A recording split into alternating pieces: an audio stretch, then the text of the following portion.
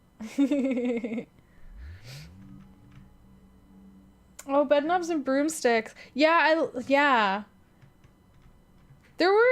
feel like there were a bunch of attempts at doing that. There were a bunch of attempts at doing movies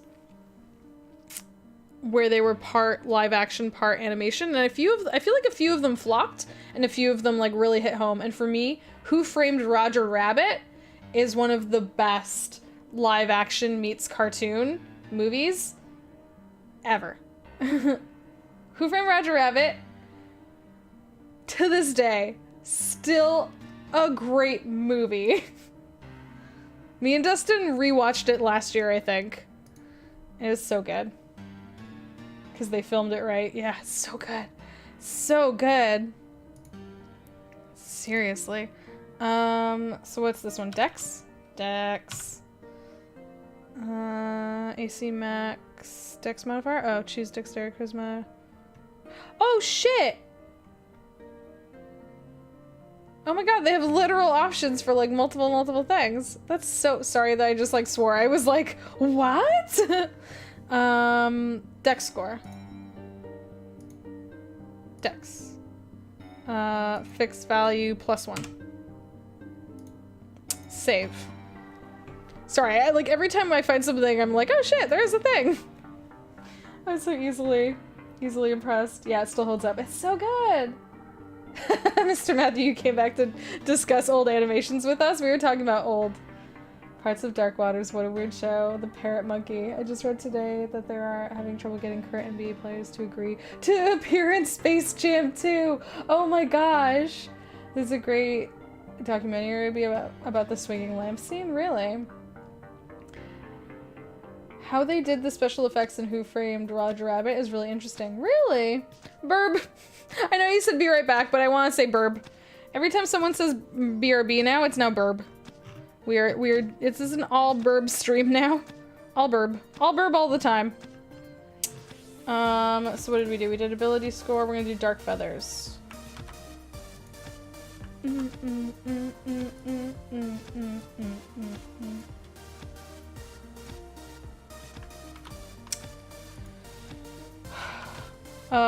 The Lorax really affected me when I was a little kid.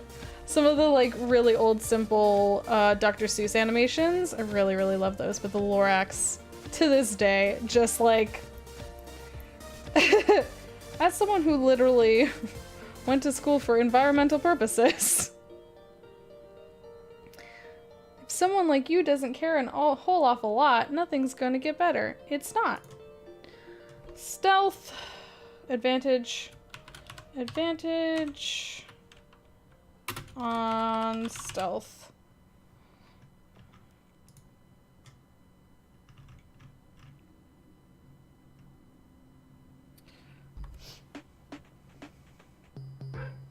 I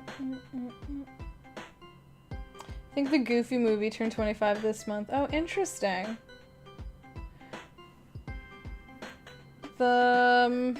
There was something else that was 25. They were just talking about it on the news. I was listening to it this morning. I can't remember what it was.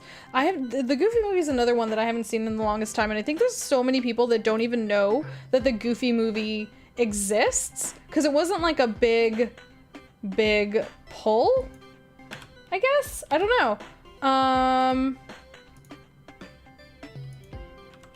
But it was so good. It was so enjoyable. I love movies where the relationship focus isn't romance, it's like family or friendship. Do you know what I mean? And like the Goofy movie did that really well, where it was the relationship between Max and Goofy. Not to mention that kick-ass song. That song is like the main song in the movie is so good to this, like, so good. It's more of a cult classic, yeah. Yeah, I could totally. I think you're really right on that one. So this is just advantage. You have advantage on dexterity checks made in dim or dark light. Okay, so advantage on stealth. In the dark. In the dark. You have advantage on stealth in the dark. Safe. How many cups of sugar does it take to get to the moon? Oh my gosh. I haven't seen Hocus Pocus is another one I haven't seen in a long time. You guys are making me miss so many movies right now. You guys are making me miss so many movies right now. Street smarts. You gain proficiency on insight. Okie doke. That's a good one. Insight! Exclamation point. Ba-dum-bum, bum-ba-dum, modifiers. What do we say? Proficiency? Yeah! Can we put insight? Heck yes! What's insight? Insight is wisdom? Does anyone remember? Is insight wisdom or intelligence? Welcome back! Jess's Barbarian is the best mugger. Oh no! This is why I want to make a magpie now. I really want to make a magpie with the Corvum, with the Dusk Corvum. It just seems like a ton of fun. Hocus Pocus is definitely a Halloween staple. I haven't seen it in so long and I really want to. I remember everyone started talking up Hocus Pocus again the last two Halloweens, and I kept going, just hoping and praying it would be on Netflix, and it's not. It's not here. Insight is wisdom. Thank you. I should probably head off, but I'm glad I got to hop in. I love you too. Thank you for stopping in, Rose.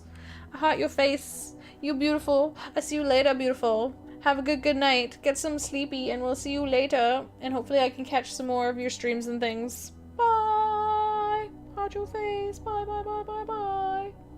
Bye. Magpie Thief is my new favorite Humblewood concept. I know, I need to play it. I actually asked Jordan what he thought I would be if I was a burb, and he said I was probably a magpie. So I actually really want to do that. Oh my god. I said, cause you guys have all those awesome like little pictures of you all as birds. And I was like, Jordan, if you were to draw me as a burb, what would I be? And he was like, a magpie. What kind of burb would I be?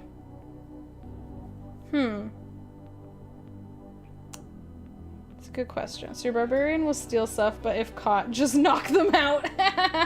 I love that. Does anyone have a type of bird they think they are personally?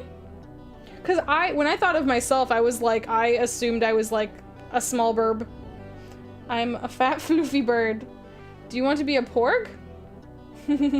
A falcon? Yeah, I feel like you'd be something kind of tough. But not vicious. But cute. What's something that's cute and fluffy and nice? I don't know. Personally, I really think like a lot of hawks are cute and a lot of owls are cute. Would you want to be like a little owl?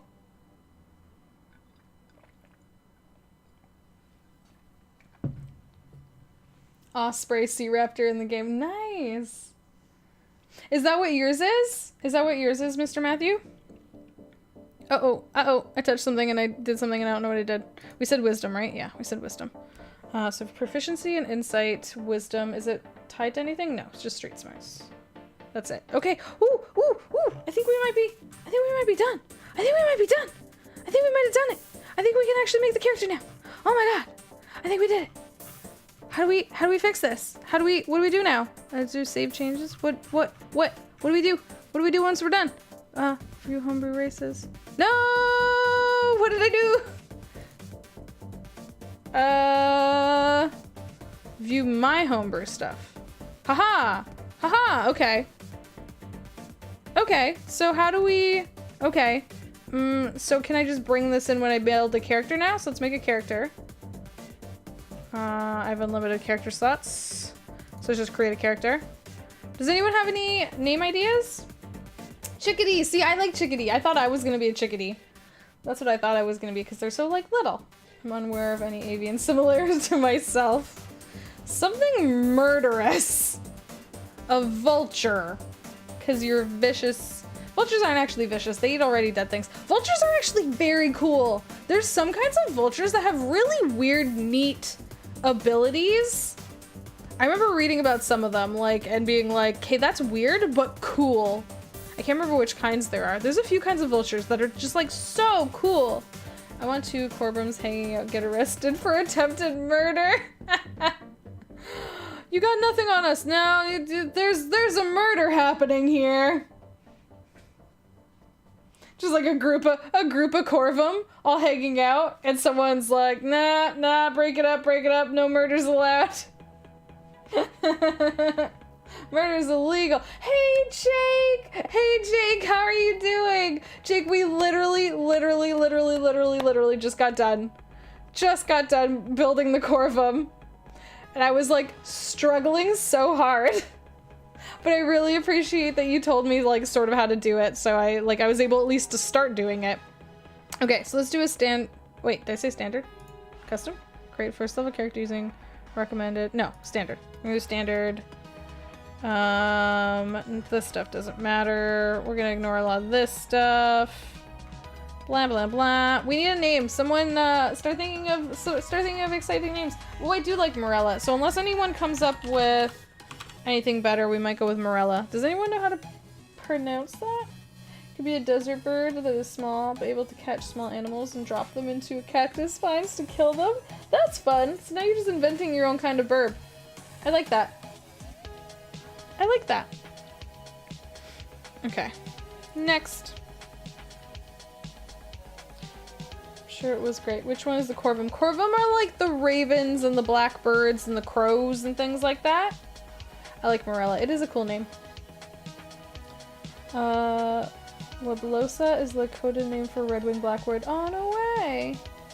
Marula? Oh! Is that actually how you pronounce it? That's so much better than what I was saying. Oh my god, I love it though. I love it. Marula. That I actually love that. That's hilarious. Oh look, we can put our Corvum in! Yes! Look at this! Oh my god, that looks so cool! Okay, so it's hard to say. Oh my god, look at this! Oh my gosh, that's so cool! Your intelligence score increases by 2. Corvum live this long. Alignment, size, speed, glide, talons, appraising eye language, ability score. Oh my gosh! Yes! We made it work! It's so exciting! It's got a meh in it. It's fun. Yeah, oh my god. The nickname is just meh. It's amazing. Mablosa would be cool last name. Yeah, you know what? I do like it. My only concern would be saying it wrong. I wouldn't want to disrespect a Lakota name. Do you know what I mean? So I'd really want to make sure that I'm doing that part correct, hopefully. Barbarian. So let's see. Proficiencies, range, unarmored defense, reckless attack, danger sense. Oh, cool. What? Barbarians have spider senses?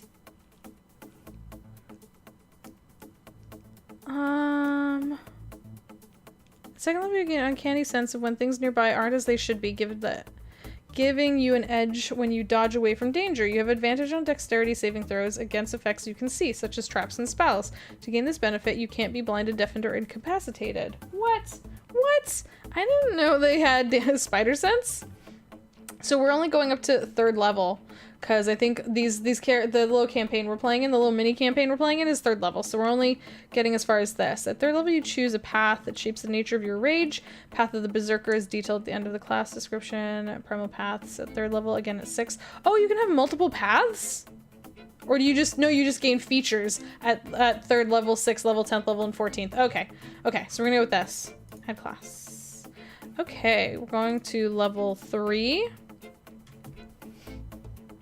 You pick a path. I'm shook. Barbarians are so cool. I've never played one. That's one of the reasons why I was like, hey, I like this concept. I was like, we don't have a real, like, meat shield yet. So I was like, hey, go Barbarian, Monk, Fighter, Paladin. But I've done a Paladin before. So I was like, you know what I haven't done? I haven't done a Barbarian. I like an angry little burb as an idea. So just if we take the base HP, we have 26 HP. That seems not bad. Proficiencies.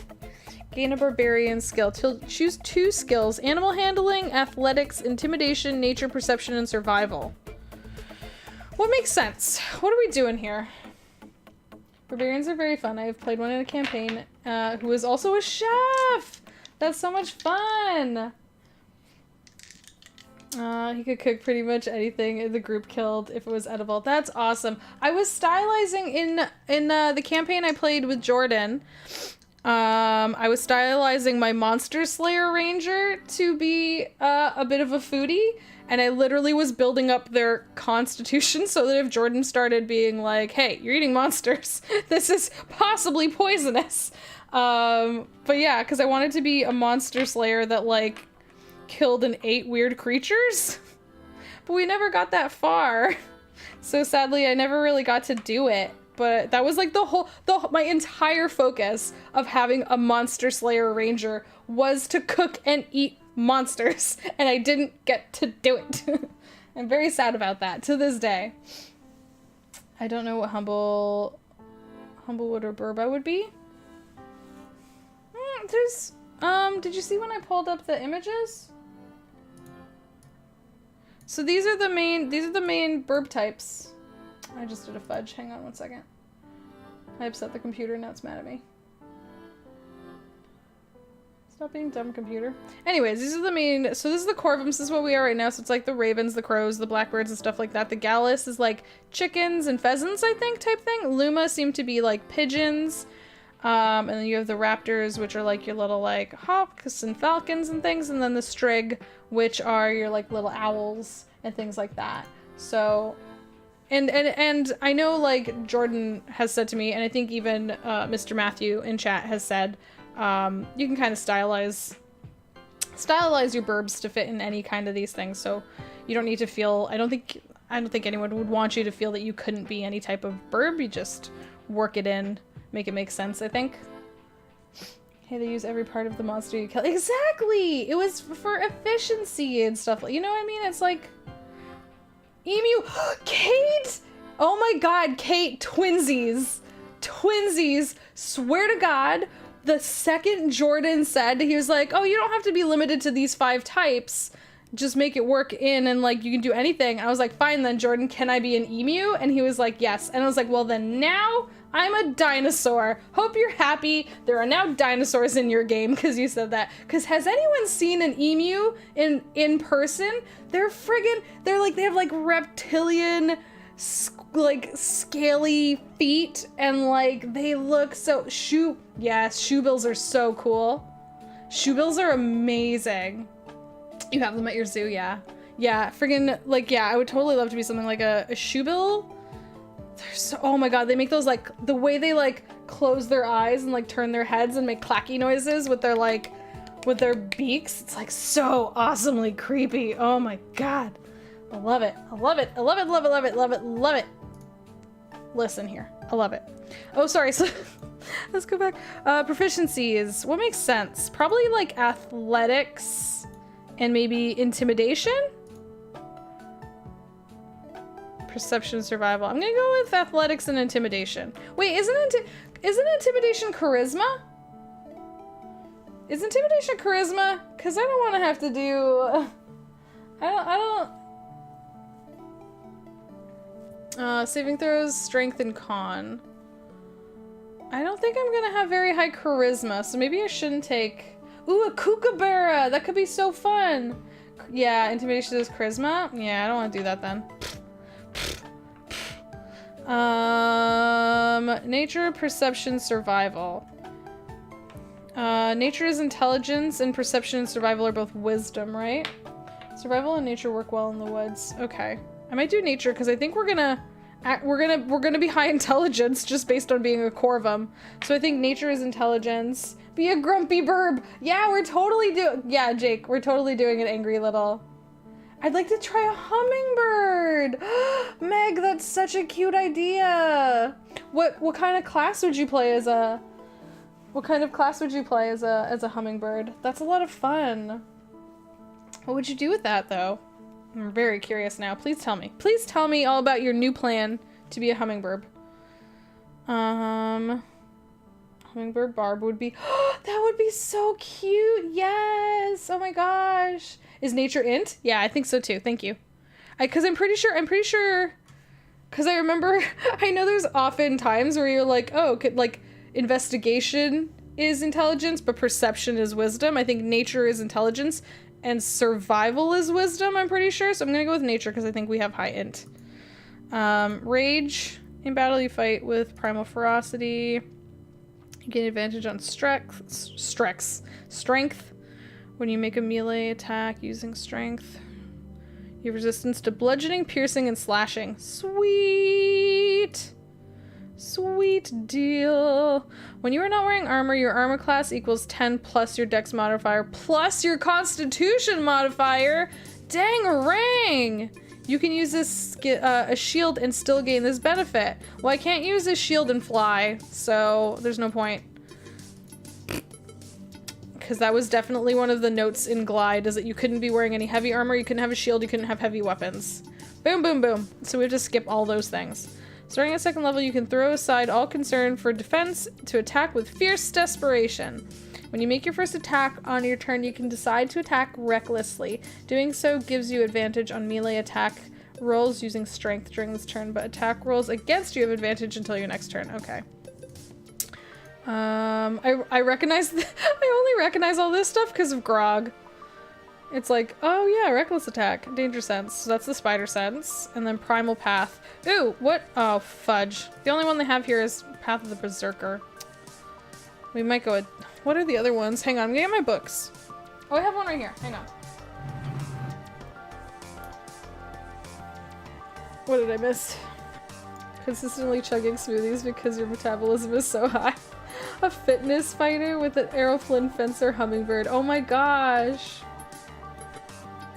So cute. Something super jumpy. With a swashbuckler hat, but instead of feather, it's a fancy flower petal. Oh my gosh. I love it. Bird sorcerers, what species? I think like the Corvum and the Luma work for those. Luma are kind of de facto wizards, yeah, but the Corvum work too. Yeah. There you go. That's so funny. I'm like a second behind you guys. Because I'm like over here trying to find... Let me see. Cleric, Bard... Where's the Barbarian? Barbarian! Here we go. Okay, what are my options?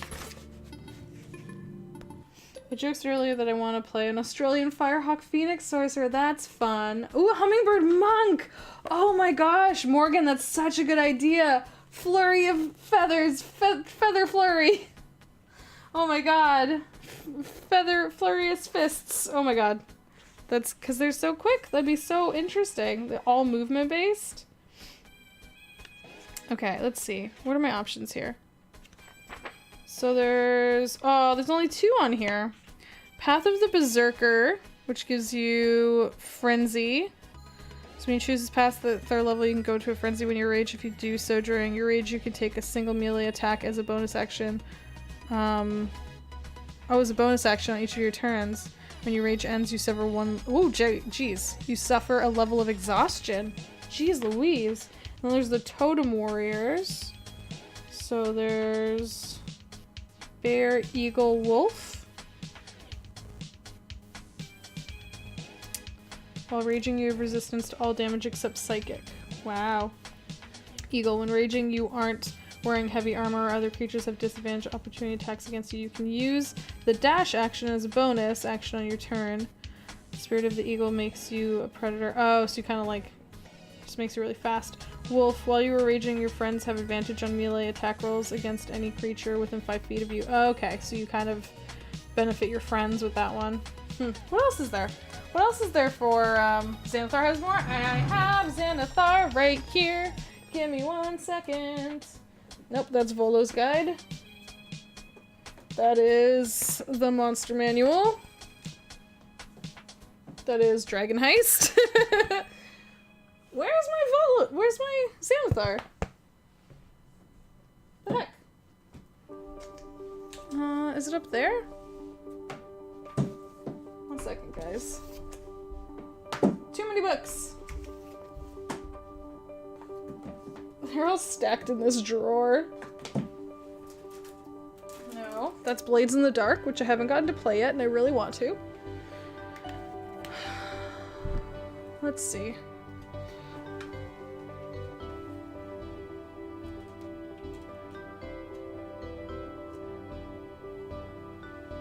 I don't know where my book is.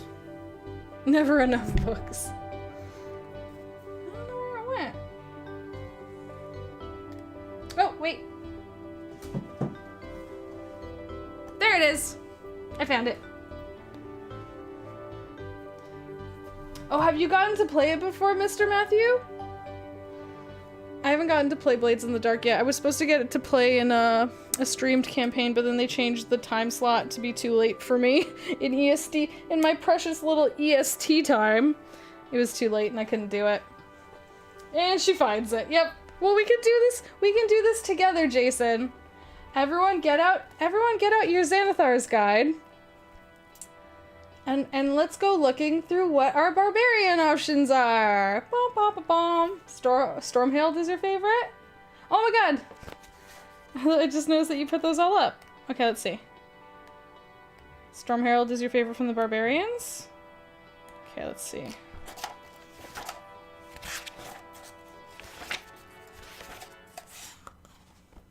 Yours is at home. You have once. More listening. Ooh! Mr. Matthew, do you listen to Friends at the Table? Because I've been listening to Friends at the Table. It's one of the things I listen to sometimes when I'm at work.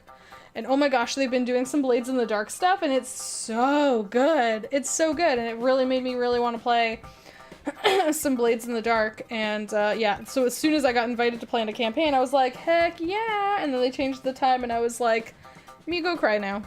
Me go be sad. What's the bird that can mimic any sound? Kookaburra?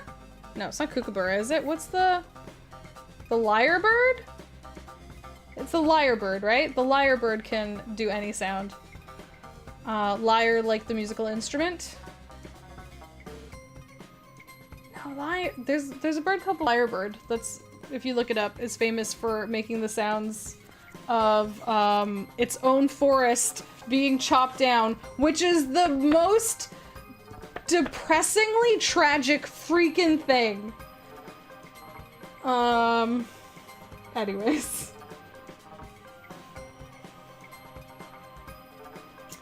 So let's see, Barbarian, Primal Paths. So Paths of the Ancestral Guardian. Is that what Yasha is? Path of the Storm Herald and Path of the Zealot. So let's see. Path of the Ancestral Guardian. Some barbarians hail from cultures that revere their ancestor. These tribes teach the warriors of their past lingering in the world as mighty spirits and who guide and protect the living. When barbarians who follow this path rage, the barbarian contacts the spirit world and calls on these guardians for aid. I don't know if I like that flavor. Ancestral Protectors at level 3. Starting at level 3, Spectral Warriors appear when you enter a rage. When you're raging, the first creature you hit with an attack becomes the target of the warriors, which hinder its attack until the start of the next turn. The target has disadvantage. Is it against you? So it's not bad. That gets you to get them to focus on Yasha's Zealot. Thank you. That's sad. It is. It's really sad. It's really, really sad. That could make for some intense. Yeah, they'd be really. Ancestral Raven Spirits could be pretty badass. Yeah. I think Beryl is... Oh, that's what I was thinking of. You're right, Kate, on Relics and Rarities. You're right. Because she always calls on her ancestors. That's what I was thinking of. Okay, so the one, Morgan, the one that you said you liked was Path of the Storm Herald. All barbarians harbor a fury within. Their rage grants them superior strength, durability, and speed. Barbarians who follow the path of the Storm Herald learn to transform the rage into a mantle of primal magic, which swirls around you. When in a fury, a barbarian of this path taps into the forces of nature to create powerful magic effects. Storm Heralds are typically elite champions who train alongside druids, rangers, and other sworn... That's kind of fun. Others sworn to protect nature. That is kind of fun. That does sort of fit the flavor of like protecting the Humblewood, right? The storm heralds hone their craft in large regions racked by storm, in the frozen reaches of the world's end, or in deep hottest desert. Storm aura. Starting at 3rd level, you emanate a stormy magical aura while you rage. The aura extends 10 feet from you in every direction, but not through total cover. Your aura has an effect that activates when you enter your rage. You can activate the effect again on each of your turns as a bonus action. Choose desert, sea, or tundra. Your aura's effect depends on the chosen environment as detailed below. So you can change your environmental choice whenever you gain a level. Okay, so you kind of like choose one and stick with it. That was going to be my next question, but of course it immediately answered it. If your aura effects require a saving throw, the DC equals 8 plus your proficiency bonus plus your constitution. Okay, so desert. I don't know if I would go with desert. Oh, actually, I don't know if any of these really make sense. None of them are like forest. And forest is what would make sense for a little Humblewood bird, wouldn't it?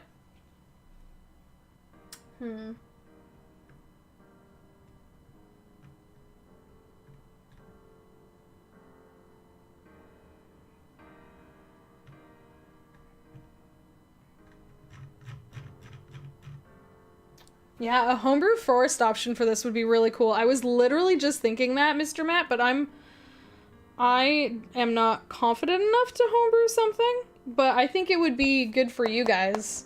That's totally something to consider, because that, a specifically like a foresty one for this Path of the Storm Herald could be a heck of a lot of fun and really, really sort of fit your whole flow and theme. And then if you had a little Birbarian, just saying, that'd fit really well. Maybe something emulating the Entangle spell? Mr. Matthew, that's such a good idea. This is why you're a professional D&D writer, clearly. Gosh, or like roleplay game maker.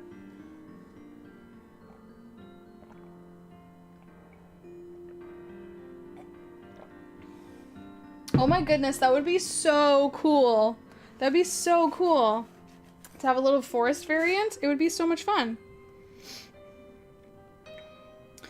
So let's see what the other ones say, and then let's compare. Because there is, like, it specifies the saving throw. So the desert one, when this effect is activated, all other creatures in your aura take 2 fire damage each. The damage increases when you reach certain levels in this class, increasing to 3 at 5, 4 at 10, and 5 at 15, 6 at 20. For the sea domain, it is when this effect is activated, you can choose one other creature you can see in this aura. The target must make a dex saving throw. The target takes 1d6 lightning damage on a failed save or half as much damage on a successful one. The damage increases when you reach certain levels in this class, increasing to 2d6, 3d6, 4d6, etc. That's interesting. Oh, that makes sense, though. This is like thunder above the sea. Tundra. When the effect is activated, each creature of your choice in your aura gains 2 temporary hit points. How interesting. As ice spirits As icy spirits inure it to suffering? The temporary hit points increase when you reach certain levels. 3, 4, 5, 6. Okay, so these are all fairly small. Like, it's just a small aura.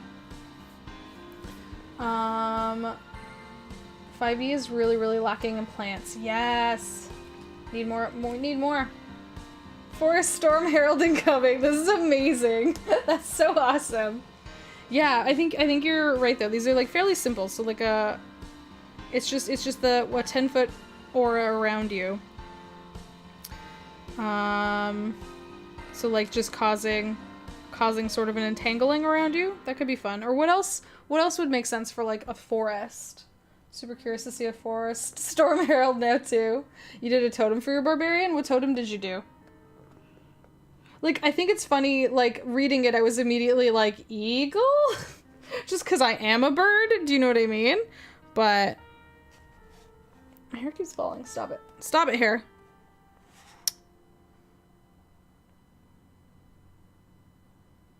Let's see. I already wrote a guide on brewing Barbarian Path. This is just a small piece of it. That's awesome. You guys don't currently have here. Let's look through what you have so far.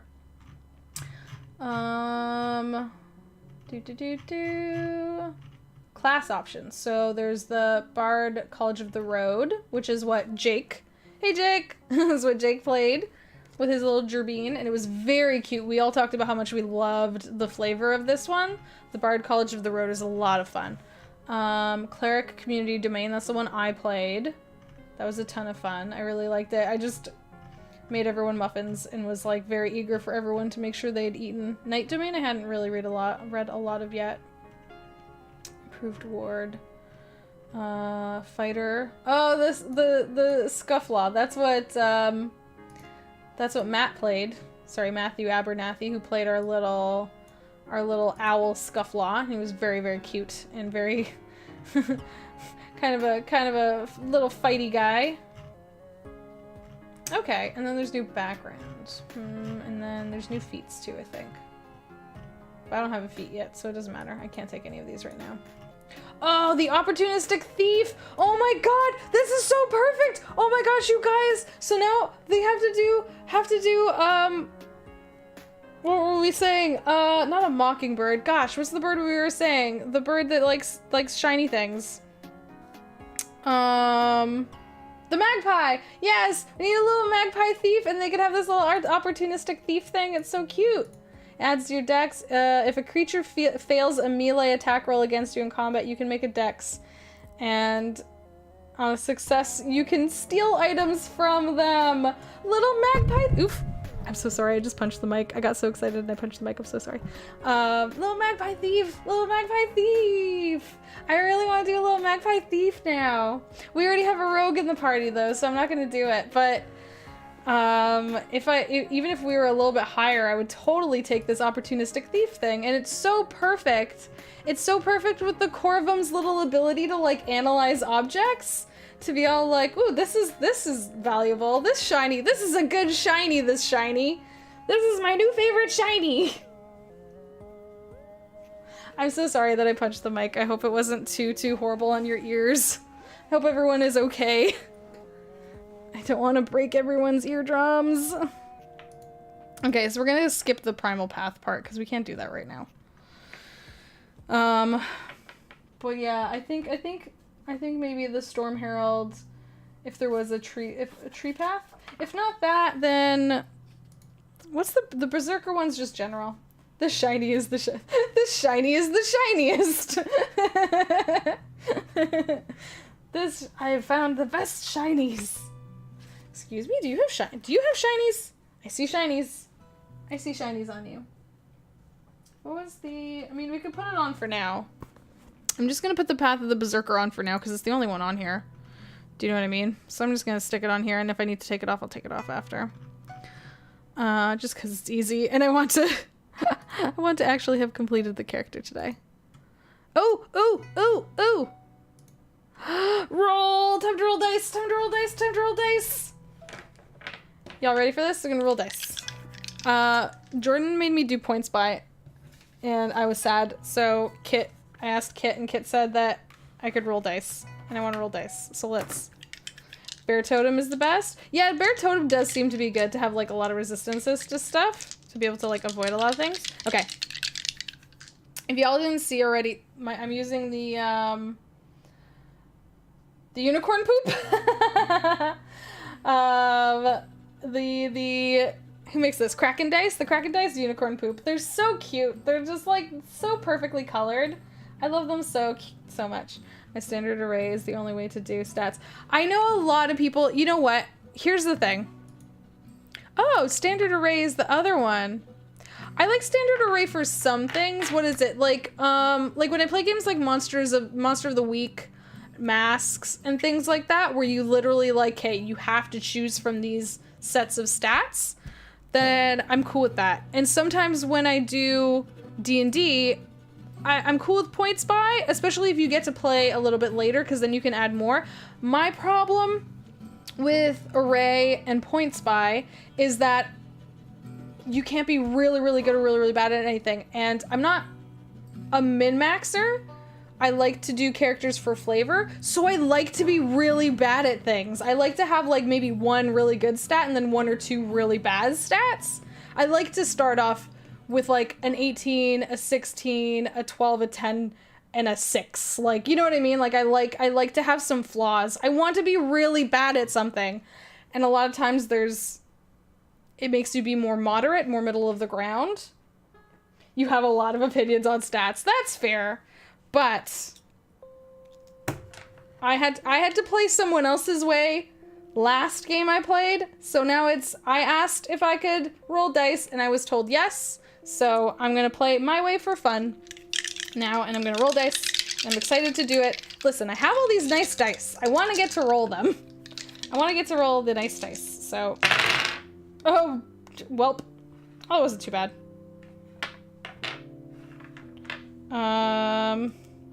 11.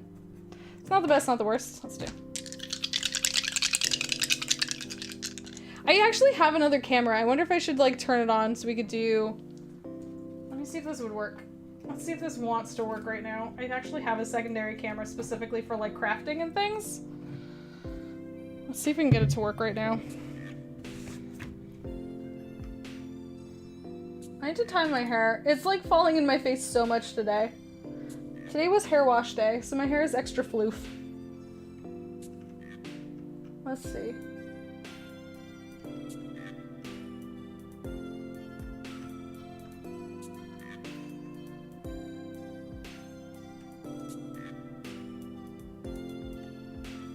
Let's see.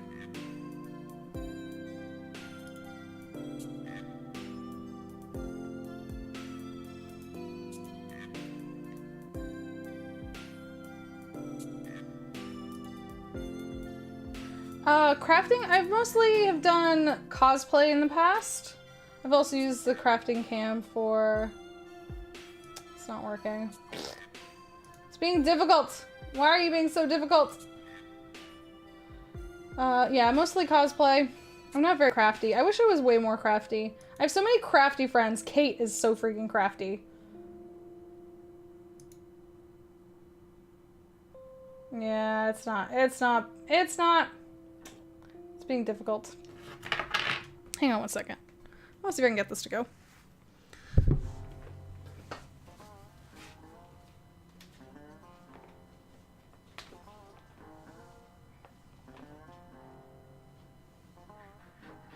Aha!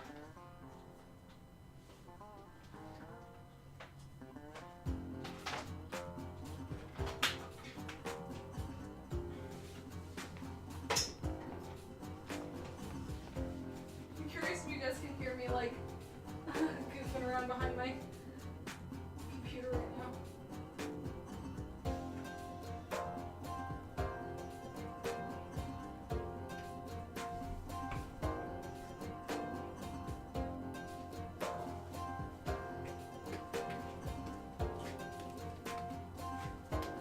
Boop.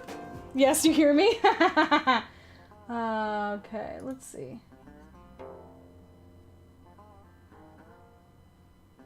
Let's see. Properties. Da-na-na-na-na-na. Why are you not working? I literally just plugged you in. Burb. Ugh, burb. Cancel. No. Yeah, it might not do it because we're like in stream and everything right now. It won't let me reassign a new one, which is disappointing because I literally have another camera right here. Come on, Craft Cam. Why are you so difficult? No, I guess it's not gonna work. Oh, oh, oh, oh! Hang on, hang on, hang on.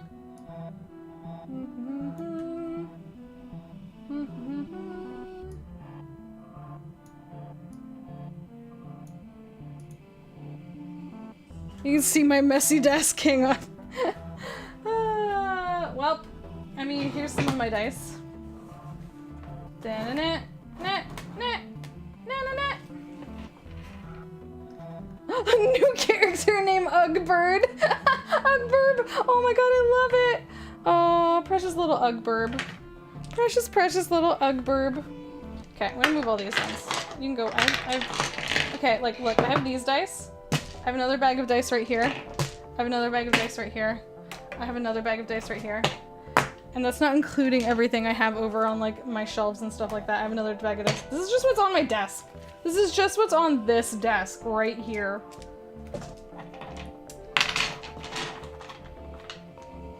In case you didn't know. Okay, what's the best? There, that's gonna look, okay, here we go. Haha! Are you trying to catch up to Laura? There's no way.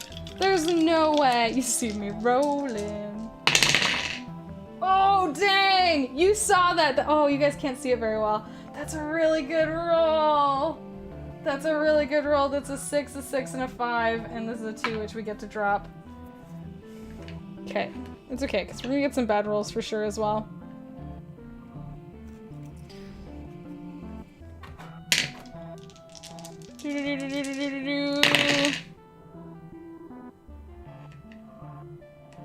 Unicorn poop dice, don't let me down! Don't do a poop! Don't do a poop on me! That's a 13.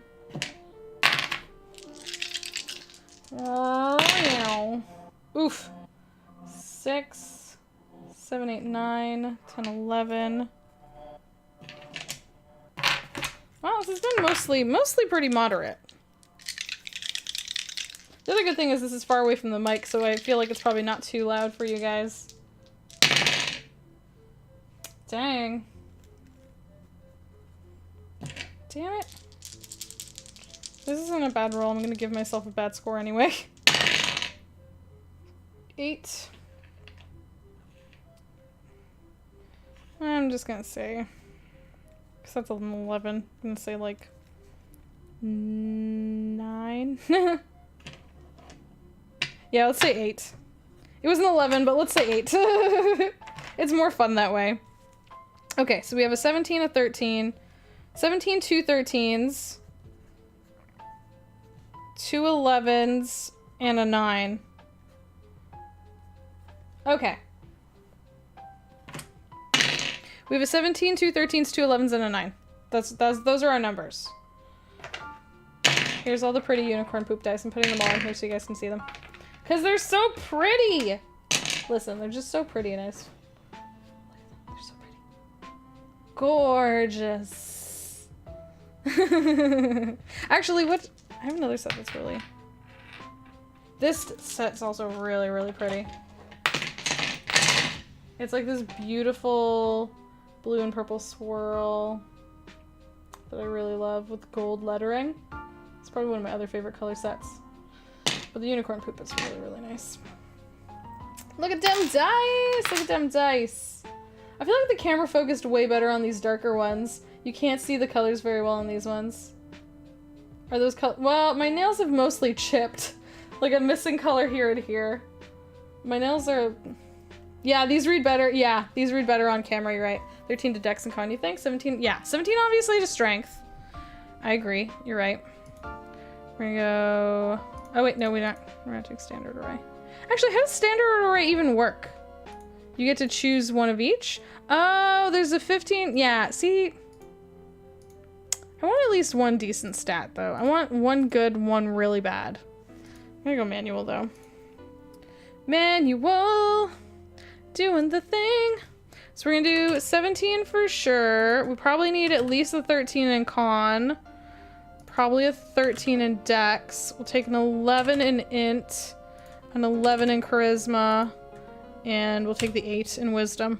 Boom! That was the easiest decision I've ever come up with, ever in my life. I feel like normally I like him and Ha over what I need to do.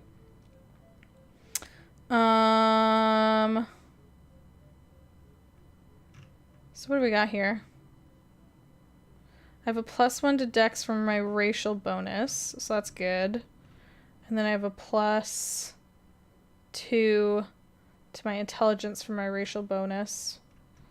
So what did we end up with? We ended up with a +3, a +2, a +1, a +1, a -1, and a 0. It's not the best, not the worst. I'm okay with that. What do you guys think? Actually gonna have to go home now. Bye, Mr. Matthew. Thank you so much for hanging out. It was a lot of fun hanging out with you and chatting with you about stuff. Teach you the Forest of Herald later. That would be amazing. That'd be so much fun. Thank you so much for doing that. Appreciate it. Have a really, really good night. Hopefully we'll see you around later. Thank you so much for this awesome, awesome game content. We'll see you later. Bye.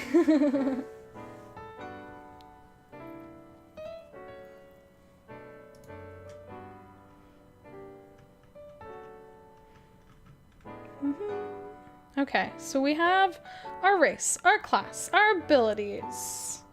What do you want to do here?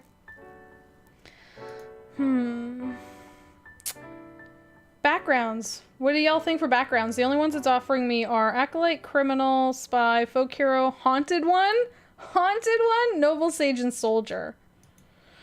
But of course we could always, let's see, there's actually some Humblewood. Let's see what the Humblewood backgrounds are. Bye! So for the Humblewood backgrounds, there's Wind Touch. Wind Touched.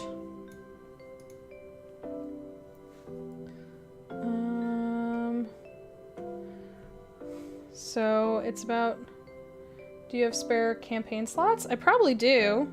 I probably do.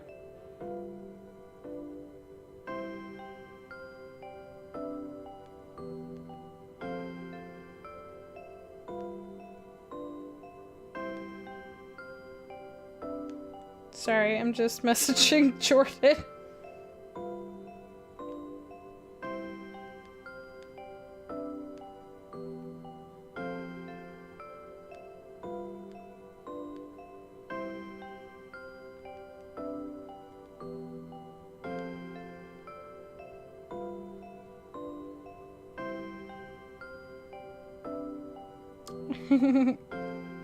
Ooh. If Jordan ends up coming into chat, you guys, if we're still streaming and Jordan ends up coming in, everyone has to wish him happy birthday, because it's his birthday tomorrow. And I'm letting you all know that right now. I'm actually gonna scoot. You have to teach the youths tomorrow. Have so much fun, Meg. Thank you so much for hanging out. I so want to hear about your hummingbird, BB. You have to let us know. And if it's, you know, when the Humblewood stuff comes out proper, if we have enough time, or if they provide any nice fun one-shot games, we'll totally have to run some on the channel. I can't promise to develop any one-shots of my own, because I am so not good at organizing that stuff. But if there are any, like, good one-shots, we'll totally have to run them on the channel so people can be all their best burb selves. So everyone can be their best burb self. All their best little hummingbirds and big birds and sawbills and who even knows, all the things. What's the big bird called? Cranebill? Cranebill storks? I love the haunted one. What's the haunted one? Now I want to look it up just because you said that, Dustin. Harpy eagle. That's a good one. That's a good one, Kate. Have a good night, Meg. Heart your face. You can just invite me and share your books. See, I'm supposed to have a bunch more books.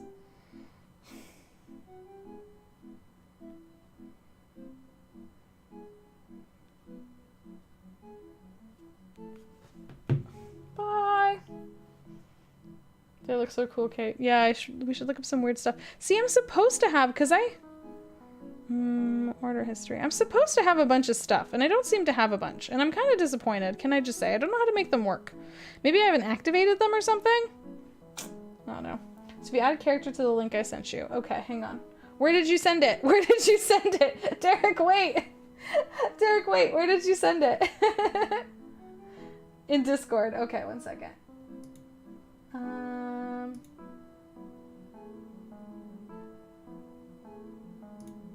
Let's see.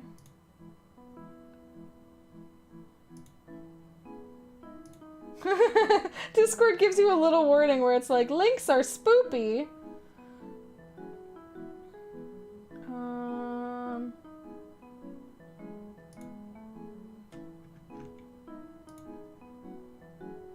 Let's see if this works.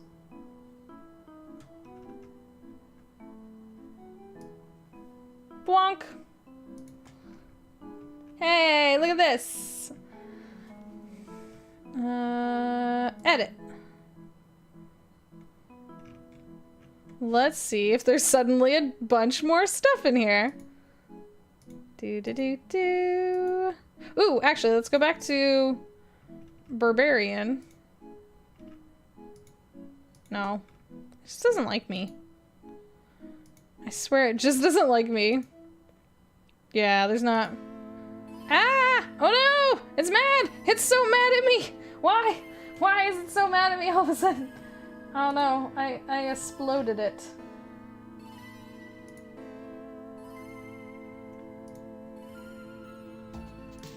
Okay. Turn on content sharing. Is that why it hasn't been working? Where do I do that? Back here?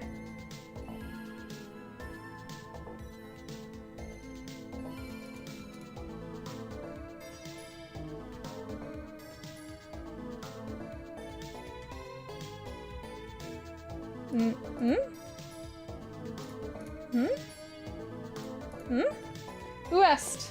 Go back to the campaign setting. There should be an enable content sharing. Okay. Whew. My campaigns. Boink. Oh, well, dang. Oh, look, here's what the character looks like so far. That's pretty cool. Pretty cool so far. Athletics, insight, nature. Ouch. Ouch! Oh my god, look at these passive senses. These are so bad. These are so bad. Oh no. Oh boy, ouch. Oof. Okay, so let's go back to, oof. Is this the edit? Go to builder. Edit character. Primal path. Oh, hey! Hey! Look at that. You're right. Ancestral Guardian, Battle Rager, Berserker, Storm Totem, Totem Warrior, Storm Herald, Totem Warrior, and Zealot. What's the Battle Rager? I'm not familiar with that one. That one's not there. Bye, Morgan! Oh my gosh, I get you. Yeah, this morning was hair wash day for me and it made me late to work. Hair wash day is a big day. I hurt your face. Thanks so much for hanging out. You're so awesome. I'm so glad we got to hang out the other day and play games. Have a good night. We'll see you around. Oh, you don't miss it having difficult hair wash days? Yeah, it's a whole thing. It's a whole thing, and you have like too much hair. And Morgan has way more hair than me. So I do not, and my hair is just really difficult. You just hit 69 million meat! Nice! Nice! Very nice. Although I'm like, I want to move this. Move this around. So what does the Battle Rager do? How can we see, just by clicking it and then seeing what it says? Whoa! There's so many more backgrounds! Holy dang! Guys, what do we think? That dwarven then only? Oh, it's dwarven only. Oh, okay. You have all the player options. Nice. What do we want? What are we feeling? Okay. Why are we so angry? We're, for some Urchin's fun because you get a pet, don't you? You get like a pet mouse or something just for being an urchin. You get to know cities pretty well. What's one? Okay, let's keep in mind we live in the forest. We live in the trees. We are an angry burb, so maybe we're just protective? Are we just protective of our home? Is that why we're angry? Urban bounty hunter, that's interesting. Mercenary, veteran, hermit? Acolyte, Azori. Well, okay, these are obviously Guildgate. These are obviously Magic the Gathering. The Azorius, the Boros, City Watch, Charlatan, Clan Crafter, Cloistered Scholar, Courtier, Criminal Spy, Demure Operative Entertainer, Fraction Agent, Far Traveler, Folk Hero, Gladiator. Ooh, Gladiator! What's Gladiator? Where's Kit? Kit, I need you to come back so that I can ask if there's like a gladiating fighting place in the city. Gladiator is as much an entertainer as a minstrel or a circus performer trained to make the arts. Oh. That's not fun, because then it's gonna be all like... Do I amuse you? To make the arts and combat into a spectacle for the crowd can enjoy. It's kind of flashy combat, entertainment routine. Mercenary veteran or urban bounty hunter? Yeah, I think you guys are probably right. Those sound good. Golgari agent, Gruel, Anarch, Gilder, Artisan, Haunted One, Hermit.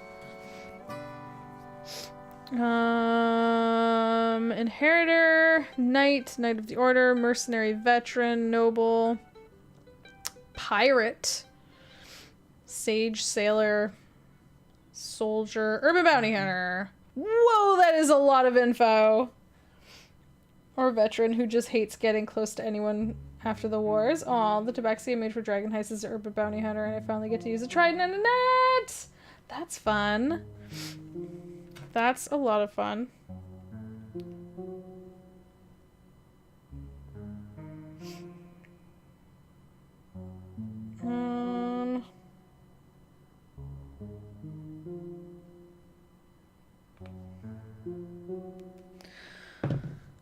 Before you became an adventurer, your life was already full of conflict and excitement, because you made a living tracking down people for pay. Unlike some people who collect bounties, though, you aren't a savage who follows quarries into or out of the wilderness. See, that's kind of questionable, because we are very wild-based.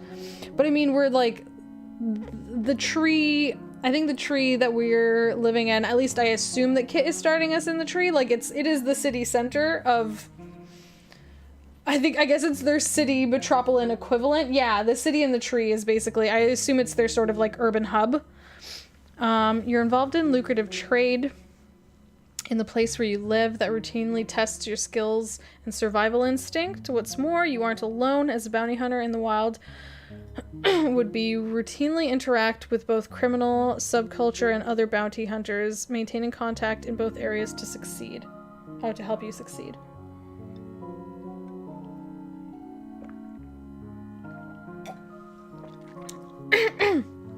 You might be a cunning thief catcher, prowler, prowling the rooftops to catch one of the myriad of burglars in the city, perhaps. Ooh, the burglars in the city. Hey! Hey, Jordan. Hey, Jordan. Hi. How's it going? Happy birthday! I know it's not your birthday today. I know it's tomorrow. Happy birthday anyway! Because there's a bunch of people here, and I want to wish you happy birthday in front of all of them. Happy birthday! Oh my gosh! Happy tomorrow birthday! It's your early birthday! It's your burb day! Happy early burb day! To Jordan.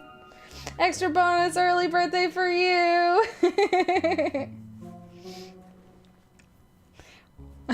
How's it going? We have, so far we put the Corvum race in. We got the Barbarian going. We rolled for our abilities, even though Mr. Matthew was all about that. What was it? Not points buy. You're about points buy, and he said the standard array. He was like, standard array all the way. And I was like, sorry, bud, but I am rolling my dice. I'm rolling. Look, I even put the dice cam on so that I could roll dice. And I was like, no, I'm rolling dice.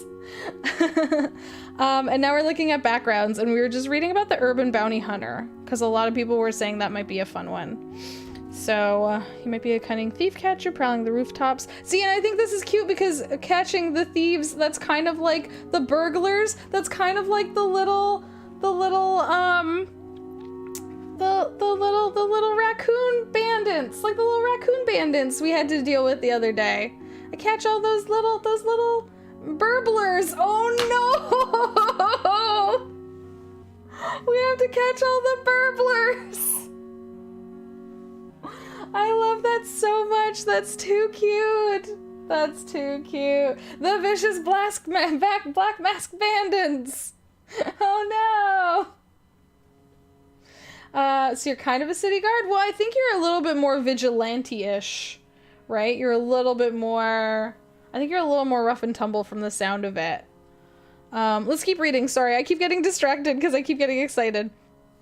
Perhaps you are someone who has your ear to the streets, aware of doings of thieves guilds and street gangs. You might be a velvet mask bounty hunter, one who blends in with high society and noble circles in order to catch the criminals that prey on the rich, whether pickpockets or con artists. The community where you applied your trade might have been one of Faerun's great metropolises, such as Waterdeep or Baldur's Gate. No, I live in a tree. Incorrect, D&D Beyond. I live in a tree. My city is a tree city. Or a less populous location, perhaps Luskin, or... No, I told you already. I live in a tree, D&D Beyond. Stop it. Any place that's large enough to have a steady supply of potential quarries. Jordan, is the tree large enough to have a potential supply, steady supply of potential quarries? As a member of the an adventuring party, you might find it more difficult to pursue a personal agenda that doesn't fit the group's objective, but on the other hand, you can take down much more formidable targets with the help of your companions. Luskin does have a tree wizard tower? What? Really? Yeah, Alderheart is the big cosmopolitan city. Lots of folks. Okay, cool. So we get some fun ones for this. Ooh, let's take stealth, because we already have advantage on stealth. As a dust corvum, we have advantage on stealth done in the dark. We have advantage on dirty deeds done dark cheap. Done dark cheap, because we're birds. Oh, it's an AC/DC reference and a bird pun. It's the worst. Oh, the absolute worst. It's called Host Tower of the Arcana. It's shaped like a huge tree. Oh, I love that. That's awesome. Do we want deception or persuasion? Deception and persuasion both require charisma, right? Our charisma's not good, so this is... Hey, Becca! The stream has devolved. Hey, Becca! How are you doing? How you doing, friendo? I miss you. How are you? We're almost done building our burb, I think. We're building a little Birbarian. From the Humblewood stuff. So, they are...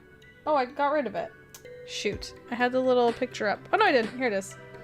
They're a corvum, so they're gonna be a little red-winged blackbird, a little dark burb.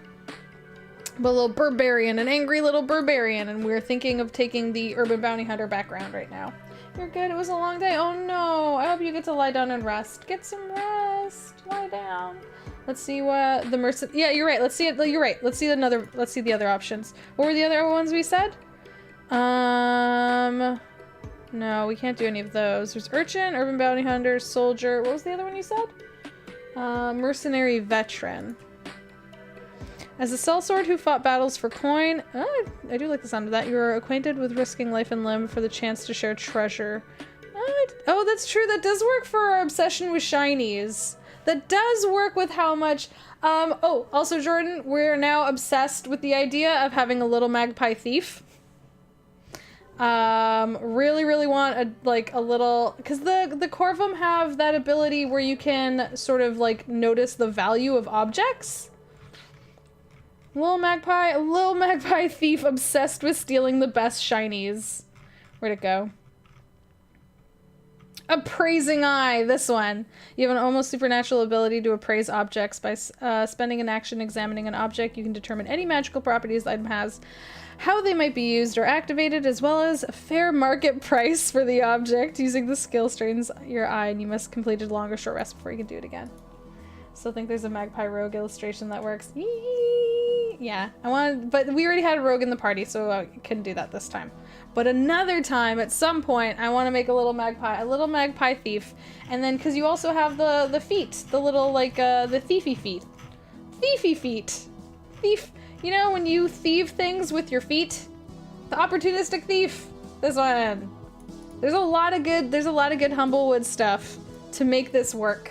They're just obsessed with all the shinies, and they want all the shinies, and they just steal everything shiny. Little feets. I will so much sleep. Good. I hope you get some rest. Deception would be fun, right? Is that one of the abilities of the mercenary? Sorry about that. Now you look forward to fighting foes and reaping even greater rewards as an adventurer. Your expectations make you familiar with the ins and outs of mercenary life, and you likely have harrowing stories of events on the battlefield.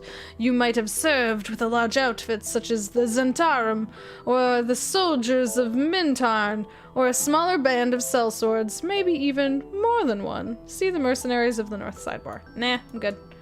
Now you are looking for something else, perhaps greater reward for your risk, for the risk you take, or the freedom to choose your activities. For whatever reason, you are leaving behind the life of a soldier for hire, but your skills are undeniably suited for battle. So now you fight on in a different way. So you get persuasion in one other skill, and you get a vehicle. We don't need vehicles in this. Get land vehicle, and then a dice set, dragon chest set, a playing card set, or 3. This one, you're right. This one's kind of well suited. This one actually makes sense. A mercenary veteran is I think you're right. You like the bounty hunter better, really? I think this one suits though. To have been like a sellsword. I don't know. You're right. They're both good. Do birds in Humblewood ride horses? Jordan? Jason asked a very valuable question. Do the burbs in Humblewood ride horses? No, you're right. I like them both. The bounty hunter one I like because there are bandits. At least in the game Jordan ran for us, the little raccoon bandits. It would be very appropriate for that. But I like this one because I like the idea of like the character really likes shinies and just wants to fight things for shinies. No, they use handcarts and such. No mounts yet. Woo! Bump, bump, bump, bump, bump, bump. I can't decide. These two are. You guys are so good. I love that everyone like called these out. Everyone was like mercenary veteran and urban bounty hunter. I can't decide which one. Should we flip a coin? Should we literally flip a coin to see which one we do? What are the other abilities? You can find mercenary work between adventurers.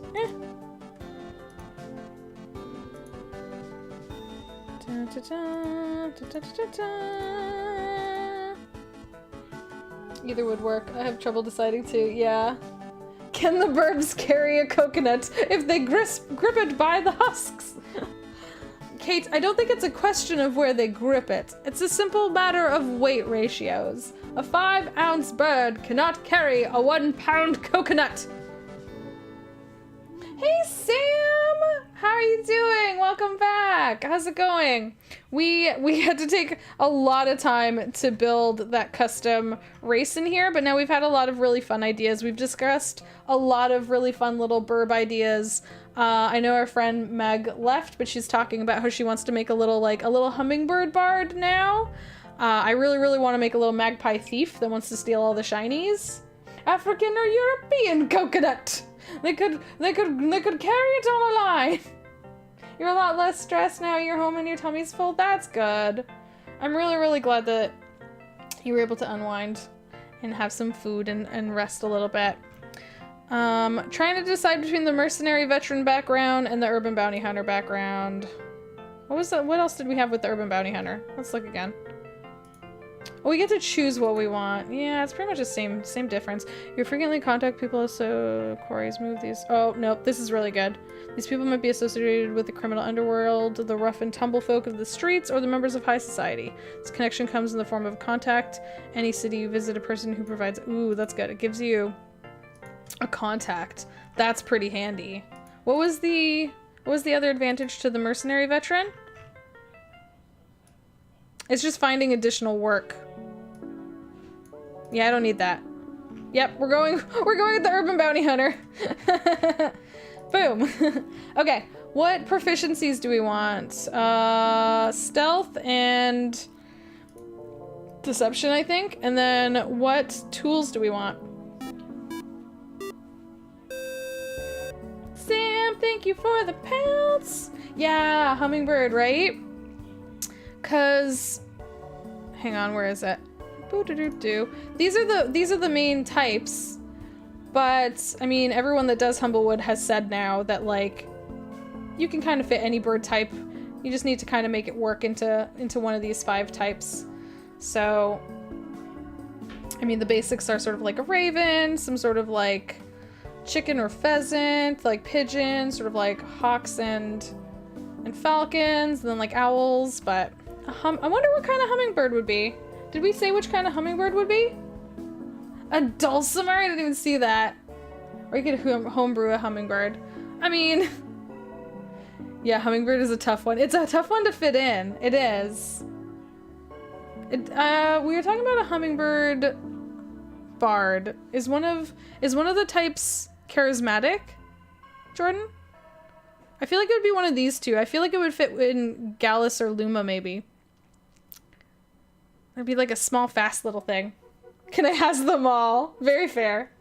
Are they songbirds? Luma? Yeah. Hey, AF! How are you doing? How's it going? How are you doing, AF? It's really nice to see you. Happy Monday. How you been? How was your Monday? How was your weekend? Have you been up to something exciting? We were building our burb. Building our little Birbarian. What tools did we say we wanted? Drums, dulcimer, flute, horn, lute, lyre, pan flute, playing card set, shawm. Isn't that one of the ones that Sam Riegel took just because he didn't know what it was? Thieves' tools? I kind of want the thieves' tools, guys. I feel like maybe the thieves' tools in some sort of game. Thieves' tools. Right? I'm thinking thieves' tools and then like a game. What do you think? Dice, dragon chess, three dragon ante, playing cards. What do you guys think? Busk? You play D&D on Saturday and Sunday, you have to clean your house. Fair. Because woodland creatures are messy, including burbs. Do you have any naminals you're nursing right now? You're taking, because that's something you do, right? You take care of wounded animals. That's so really nice. I think you would like, my family doesn't do it much anymore, but my family has a farm and it was always just more of a hobby farm. And my sister, before even I did it, she went to school for agriculture and she would sometimes bring home the wounded animals. So we literally had a farm. We used to jokingly call it the funny farm, because it was full of rejected animals or wounded animals. So we had a sheep who had broken all 4 of her legs on the ice, and then we brought her back to health and she lived for many years and made many babies and was very sweet and happy. We had 2 little deer babies once, a little set of twins, but unfortunately the little boy died. We only had the little girl for a long time, but she was a big sweetie. And we actually became famous in the area for like adopting. So every once in a while someone would be like, hey, I have a wounded animal, you want it? And they would give it to us. Cause it's like, they're like, you're not doing this for like money. You're doing this for like care and stuff like that. And we're like, okay. So we had, oh my gosh, we had so many. We had like reject barn cats.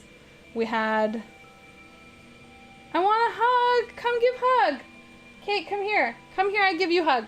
Kate, come. Come into my hug. Come here. Come. I'll give you a hug. Come accept my hug.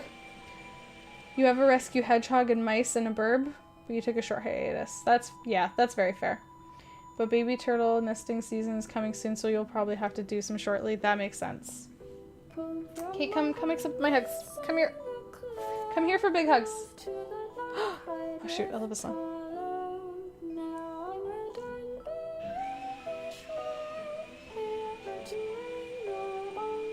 Yeah, I think you're right. Dice set or...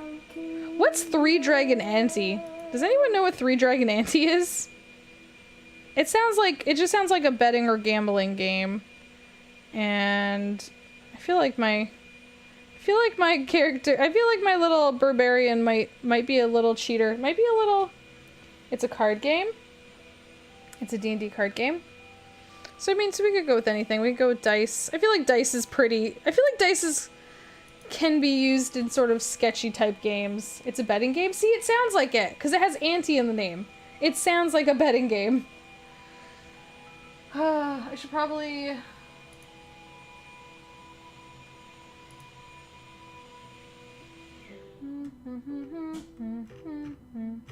I saw the younger universe, far past the places we should see, but for my vision, Guess I should get rid of the dice since I'm not using them anymore. from my home and family, You're stacking up on meds and materials for the coming season. Oh boy.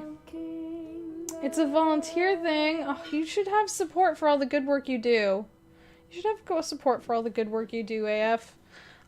We are building a Corvum, which are like the Raven, Blackbird, Crow type burbs. We're specifically making a little red-winged Blackbird because I in my area at least, they're kind of a vicious burb. So they're a little Birbarian. So they're an angry, very easily angered little red-winged Blackbird Birbarian.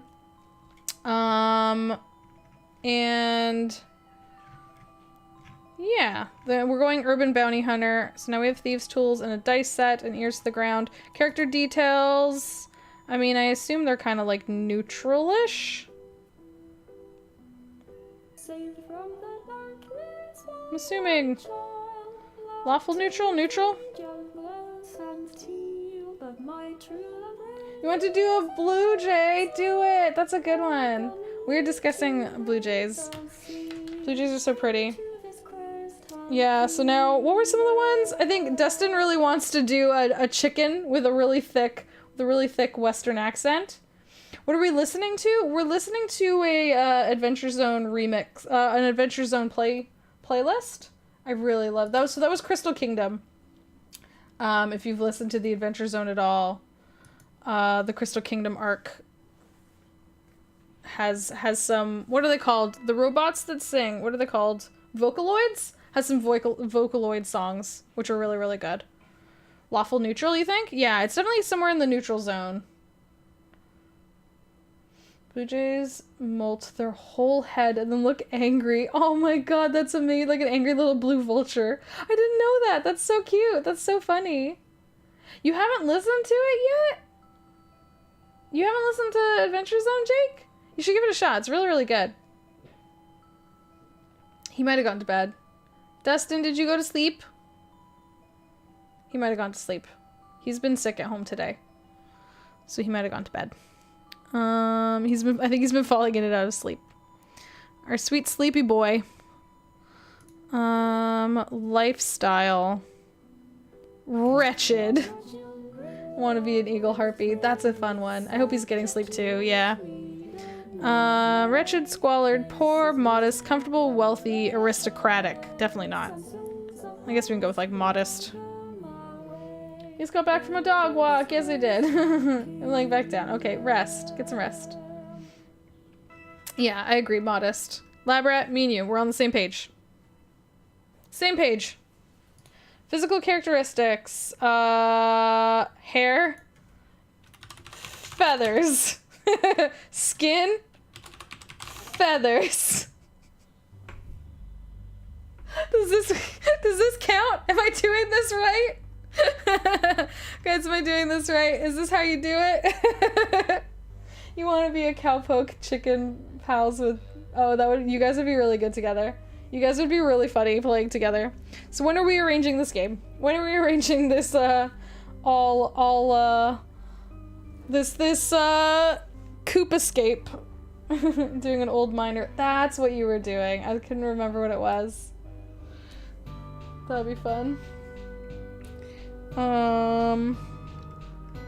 Personal... Nah, we don't need to do this stuff right now. We don't need to do any of this stuff right now. Was there anything else? You already built your character for tomorrow, right, Jordan? Did I miss anything? Oh my god! Oh my god! Oh my god! Guys, watch out! Put your butts up! Guys, put up your butts. We got a Scrat raid. Oh my god, you brought some feels. Oh no, oh no. What kind of feels did you bring? I hope only good ones. Welcome, welcome, welcome on in, Scrat and Raiders. How y'all doing tonight? Which game were you just playing? I hope you had so much fun. It is so nice to see you. My name is Jess. All I heard is the Fantasy Costco song. We're listening to some Taz music. We're building a bird from Humblewood. If you have not yet heard of Humblewood, it is a super cool D&D 5e add-on where you play as birds. So right now I am building a Birbarian. Oh shoot, I have...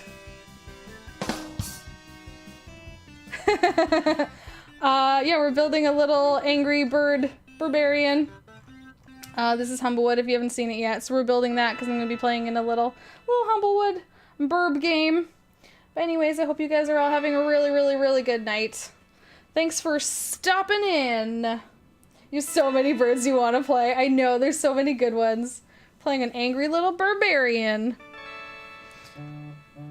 Boop. Yeah, so we actually had to put the race in custom, which I'd never done before. I'd never done, if y'all have used DnD Beyond and you've ever put in a custom race, you're further along than me, because I had never done it before. But it's been a lot of fun.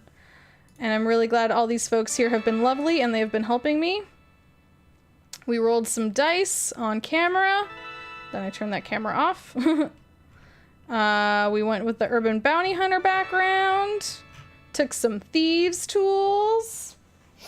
You want to play a blue jay. Want to play your parrot. Oh, that would be so cute. You want to play a tiny quail. Did you do equipment yet? No, that's next.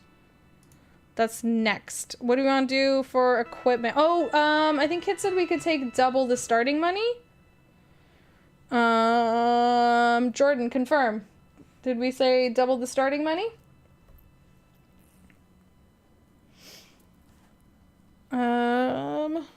Where is my... That's Xanthar. I want Xanthar. Here's my player's handbook. Starting equipment and double money. Nice! So many burbs! Oh, an overprotective albatross! That's really cute! I love that. That sounds awesome.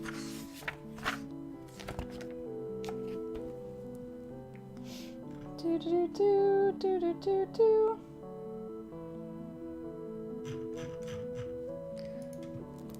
Let's see. Where is... The starting money is in the class, right? So if I go to Barbarian, it should tell me what my starting money is? Oh no, it's not there. It's in... Where is it? It's near the items. Right? This music is so good. Oh, here it is. Yeah. Starting wealth by class. Barbarian is 2d4 times 10. You can roll it. You can roll it in Beyond? Really? Oh shoot, look at that! Well dang! Good point! That's so funny! Okay. 2d4... Do I hit randomize? Will that roll it? D&D Beyond, guys. It's real cool. It's D&D! D&D Beyond. Do 44. Right. 44. Nope, that didn't work.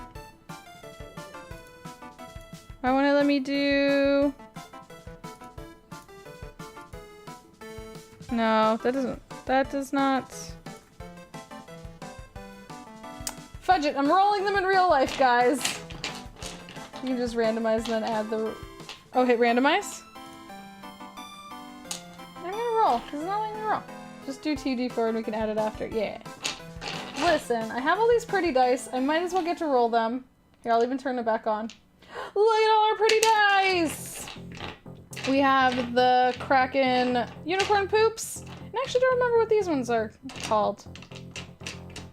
But such cool dice! Okay, hang on. This is a d4. And I just had it. Where'd the other one go? There it is. The d4s are very sneaky. Oh, you can't see the dice? What about now? Whap. Whap.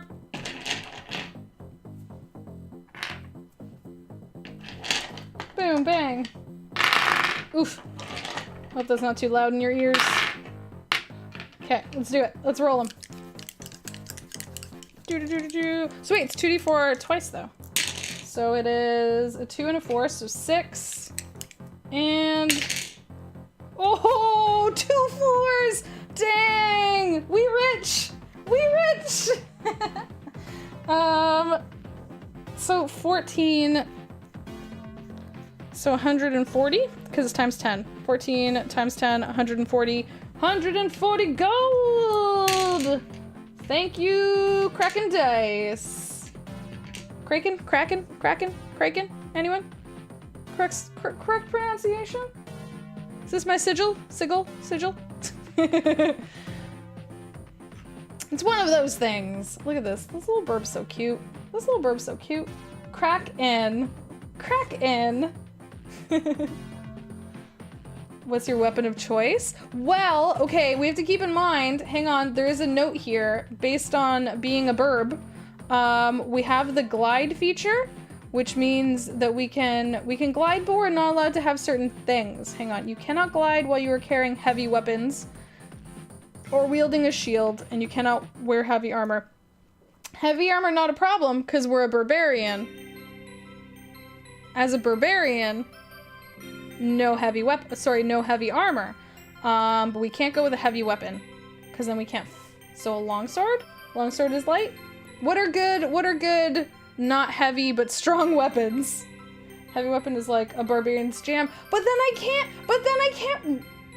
Derek, you don't want me to be able to fly? Well, it's not even flying. You want me to be able to glide? You don't want me to be able to even glide? Come on, man. Come on, man. Always hand axe. Becca has opinions. Becca got those opinions, though. Hang on, what were the other? Because if we were gonna do that, then we could have done, like, probably, like, the grounded background. Find another path. No, I like the background we went with, though. But you can put it in as two-handed to increase damage. What, the hand axe? Imagine gliding at someone with a couple of hand axes. That is kind of fun. That is kind of fun. Having, like... Can you do that as a barbarian? Can you have, like, 2 weapons? Double hand axes? Yeah, I mean, I think you guys are right. I think we have to go... I think you're right, we have to go... That's pretty nasty. Oh my god. Longsword is versatile. But I do like the visual. Don't you like the visual of 2? I will also accept battle axe. Is that 1 though? Is that a heavy? We're specifically doing this to not do heavy. There isn't an option to do as much as we got. Can I just say, because we got too much gold. And in a pinch, drop the hand axes and use talons to dive bomb people. Exactly. We should probably do, like, light stuff. Warhammer, battle axe, and longsword are versatile. Oh, okay. So those are all versatile, so therefore they don't have to be heavy, is what you're saying. So they can be... Those are the items that can be used one-handed or two-handed. You just throw your weapon and glide after it. That's true.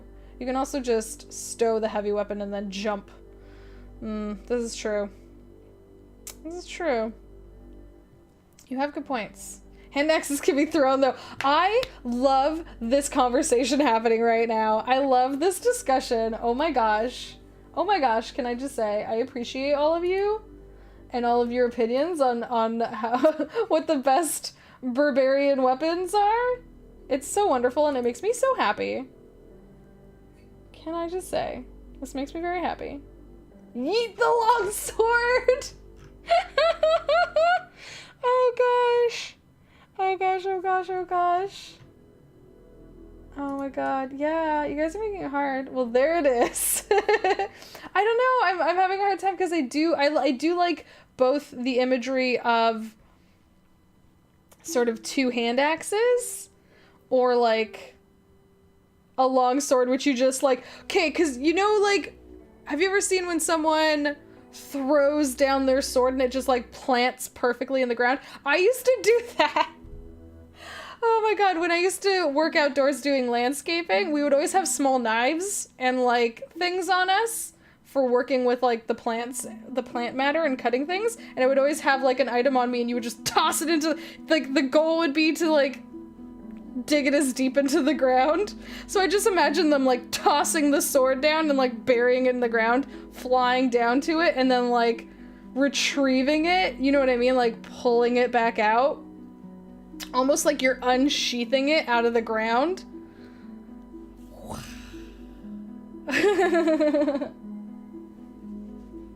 Battle trowel! Jake, you get me. Jake, you get me. I appreciate you, Jake. I think you get 2 hexes by default in the starting equipment, so you can have both. Okay, okay, okay, okay. Okay, okay, okay, okay, okay. Okay, okay. Okay. Let's see. Okay, so. Didn't let me start with my proper amount. Oh, I can just add gold. I can just add, how much we say, 140?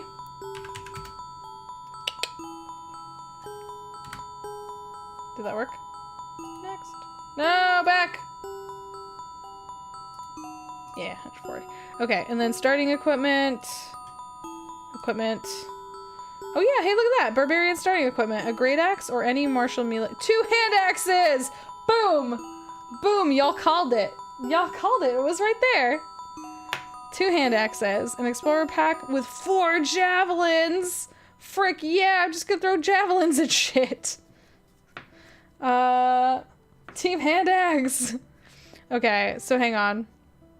A great axe is heavy, right? Is that what we decide? Sorry, Derek, you said. Which items were, Warhammer, battle axe, and longsword are versatile. So not a great axe. That's heavy. So we need to go, what did we say? Battle axe? Oh my god, that way we have a battle axe and 2 hand axes. We're just 100% axe. We are axe-burb. Great axe is heavy, battle axe is versatile. Okay. But, okay, Sundew, I get you. Longsword for damage, but all axes. Yes, we can, like, let me ask you a question, Sundew. Could be an axpert. We don't want to just, like, come in and sit on our axe.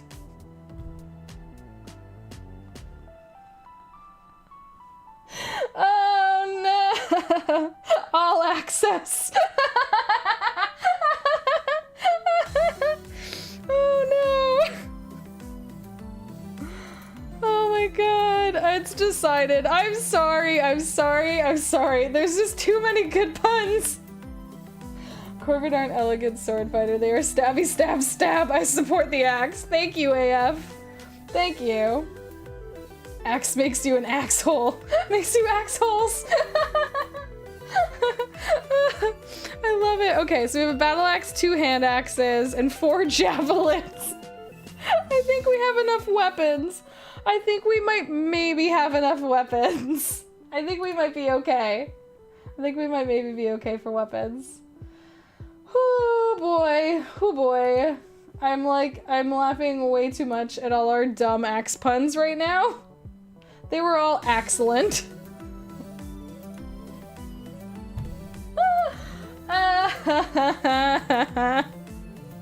Hoarder of weapons. Yeah, I know. I do like the imagery of like literally having a battle axe, 2 hand axes, javelins. Just like so many. The idea of this Corvum has all these weapons.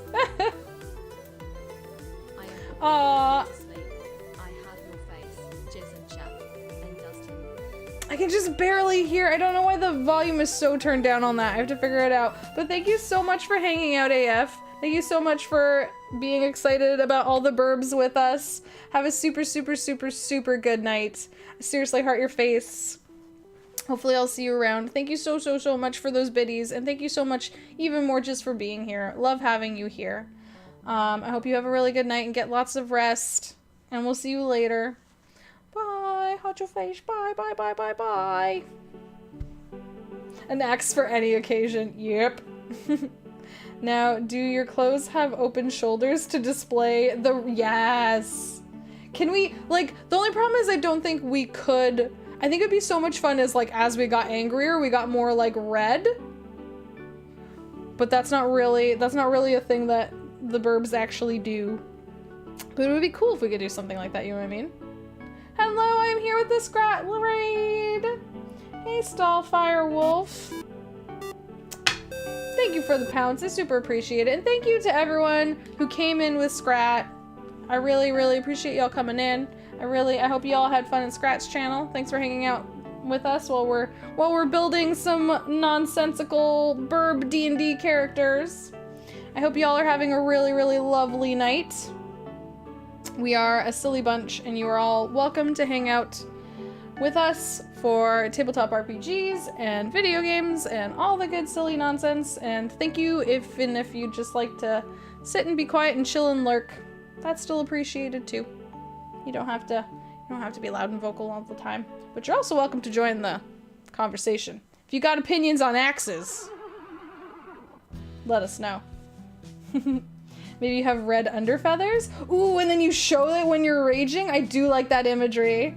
You're like, ah! How dare you stole my burb seed! Ah! Rage! Burb rage! When you go into a rage, you rip off your shoulder clothes and reveal the red. Just like, rah! Hopefully you have a friend who knows mending. I love it. I love it, love it, love it, love it. It's so, so great. That's so much fun. Just that the Burb was clearly the best. There's so many, well, oh my goodness! Oh my goodness! Hold on to your butts! It's a Kalia raid! Hold on to your butts, everyone! Put them up them butts! We'll go for Kalia and her raid! Hey Kalia and crew, how you doing? How's it going? Hey everyone. Like sweetness from the cosmos, it's a cosmic candy raid! Hot your face! How you doing, beautiful? Oh gosh, I'm so silly. I forgot to say, let's get a caster command for Scraticus. And a caster command for Cosmic Candy. Our good friend Kalia. Did I get that right? Were you playing Division? Or did I spell your name wrong? Which is something I do tend to do because I'm a terrible person. Were you playing the Division?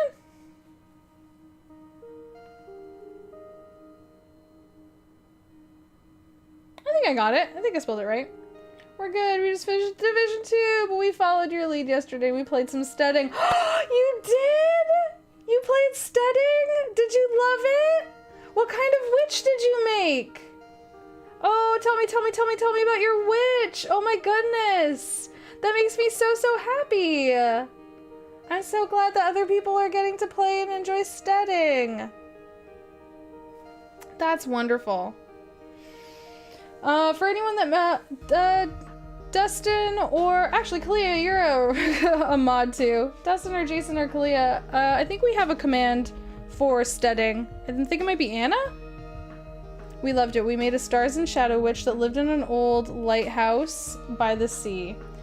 Amazing. That's so wonderful. I'm so glad you got to play that.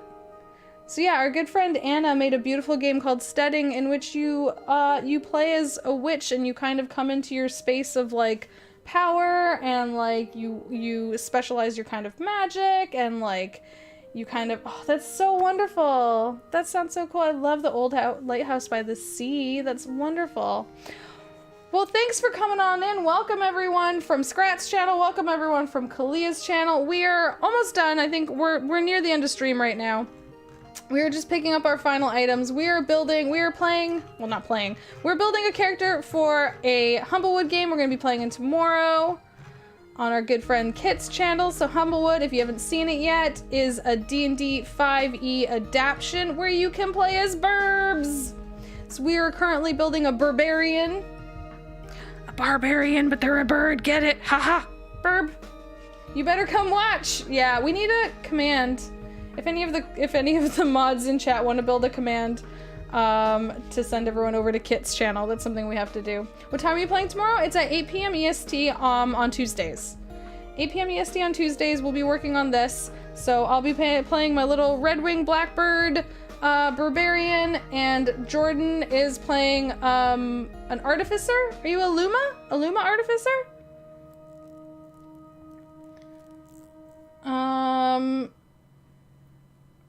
Gosh, I wish I... Yeah, Kit Battlebeard, all one word. Hang on, I got it. Copy. Pigeon Artificer. Name Lou. Oh my gosh. That's the name if you can copy paste it. Thank you, Kalia. I appreciate you. I heart your face. I love that you just came in. I love that you just came in and I'm already putting you to work. Thank you, lovely. I appreciate you.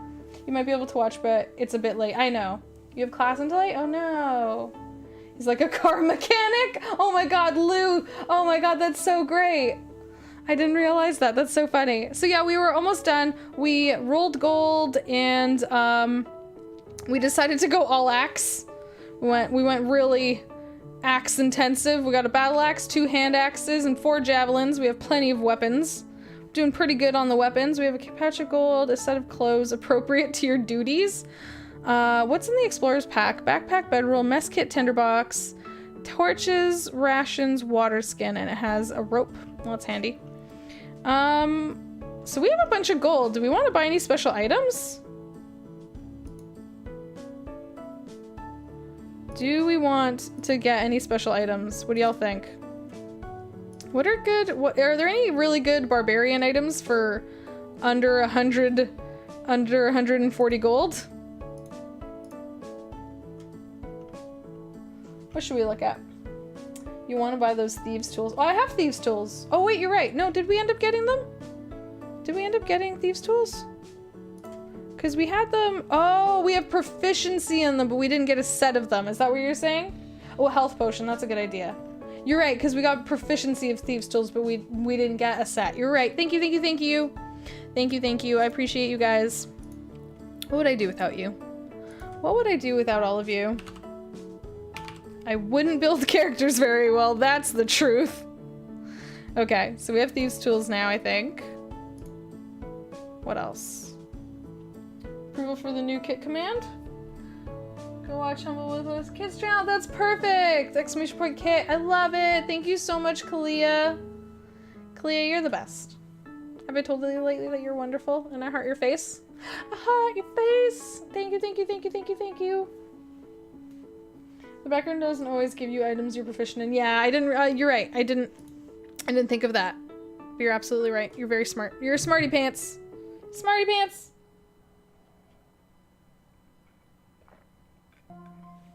Okay. You're the best. Twitch baby! I'm carrying your Twitch baby!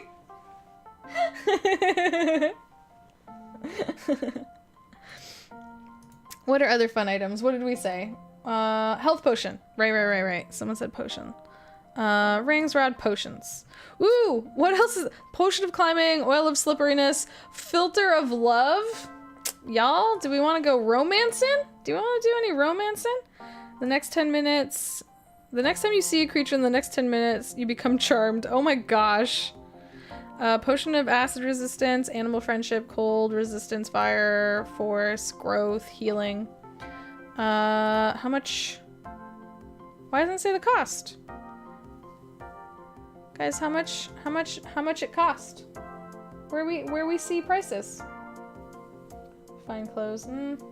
Ass resistance. Jake. Oh my god, Jake. Oh my god, I love you. Whoo. Superior? Wait, so are these going up? What are like the lower levels? I have Os vulnerability. Same.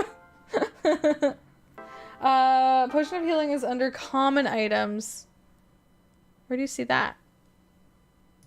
Wait. Oh, no results. If we just do common items.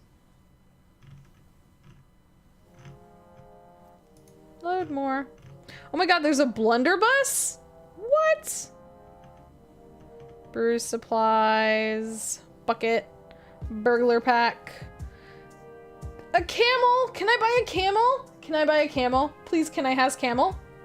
I have breastplate of vulnerability.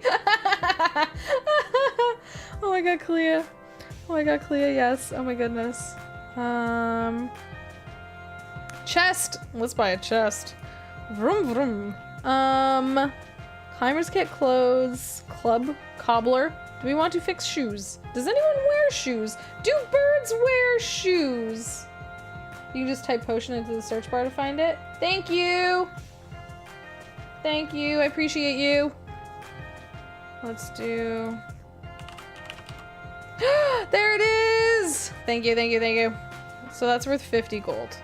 Okay, so we have to remove 50 gold from our gold now. Currency. Whoa, why did I... Oh, because of what we got. Okay, so now we're going down to 110. Okay. Yeah, I know there's no mounts yet. I don't need more chests. You can buy a pack of camels. Oh my god. Stuff like manacles? I think they have a hard time walking much with like dog and winter boots. An hourglass for reasons. A silk rope. You guys are all so bad. This is like D&D After Dark all of a sudden. I guess we need that oil of slipperiness too at this point. So in the way you guys are going. Jeez Louise. Kinky burbs. I mean, some of them probably. Some of them probably not so much. How is Hourglass After Dark? Yeah, not Hourglass.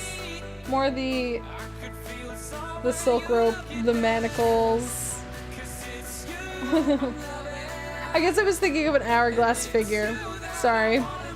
Thought we were still, because I mean, we were just talking breastplate vulnerability and axe vulnerability and stuff like that, so I had certain things on the mind. I'm sorry. We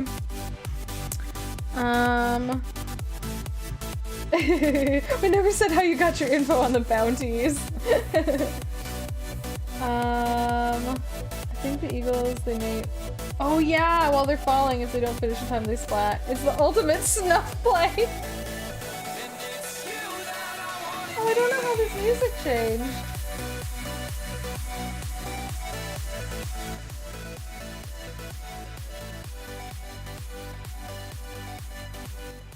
This music really suddenly changed.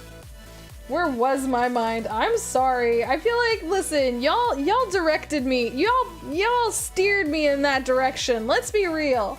Let's be real. Candles.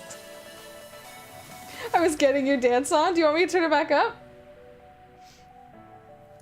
It did suddenly get very dancey up in here. We're totally innocent. I wouldn't trust any of you as far as I could throw you. Listen. Okay, that's starting to go into the higher items.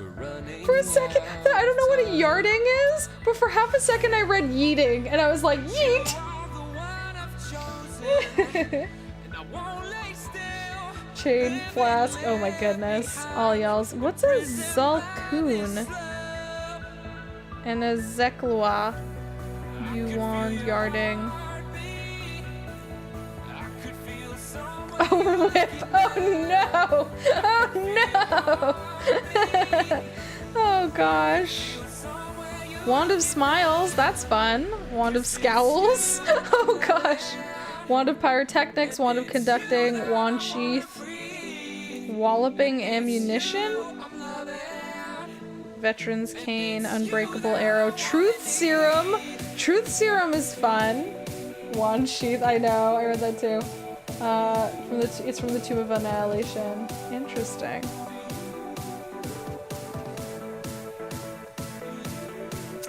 Is there anything else we need? I think we're... Oh, I didn't pay for the thieves' tools. I took a set of thieves tools, didn't I? And I didn't pay for them. Remind me I have to pay for the thieves tools. They're 25. Is there anything we need? Is there, okay, let's be real. Is there anything that a barbarian needs? I think a barbarian, like, 'cause they don't wear armor, right? So they just need their weapons. A wand, obviously a wand, chief. Sam. Axe shield. Oh yeah, we could have a shield, but do we want a shield? Actually, that's a good point. What's our AC? Because the shield doesn't count for wearing armor. I know I saw, but the reason we don't want a shield, Kalia, is because you can't glide with them. So as part of being a burb, let's find it. As part of being a corvum, we have glide. So using your feathered arms, you can slow your fall and glide short distances. When falling, you can use your reaction to spread your arms, stiffen your wing feathers, and slow your descent. While doing so, you continue to fall gently at a speed of 60 feet per round, taking no fall damage when you land. If you fall at least 10 feet in this way, you may fly up to your movement speed in any direction you choose, although you cannot go upwards. Landing in the space you finish your movement. You cannot glide while carrying heavy weapons or wearing a shield. You can drop weapons as a reaction and spread your arms. So we can like throw stuff to the ground. You need a thorn and bark shield. Oh, that would be cool. 13. Why is everyone saying 13 all of a sudden? What's 13? Oh, that's my AC naturally? How did you guys just know that? How did you just know that? I haven't even seen it yet. How did you know? Jeez Louise. You cannot glide while wearing heavy armor. Nerds! Listen, I love all y'all nerds. Y'all are the best. 10 plus dex plus con. Fair enough. Y'all are such smarty pantses. Gosh. This is the person who didn't know her AC. Okay.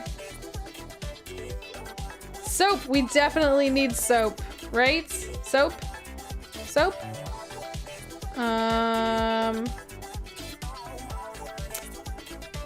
Okay, well, if anyone thinks of anything fun, let me know. But I think we might be nearing the end of stream. Because I have been streaming for almost 4 hours. And it is almost 10:30 at night here. Let's see what we have. Okay, wait, we fixed the currency. So the thieves tools were 25 bucks. So that takes us down to 85, right?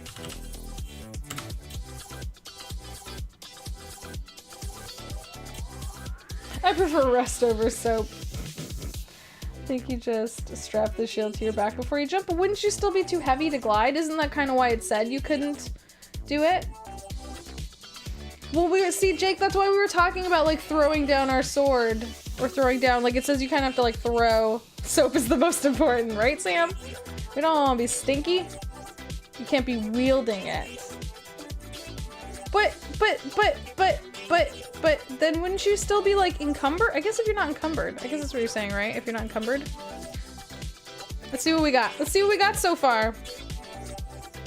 Marula. Our little dark Corvum Barbarian of level 3.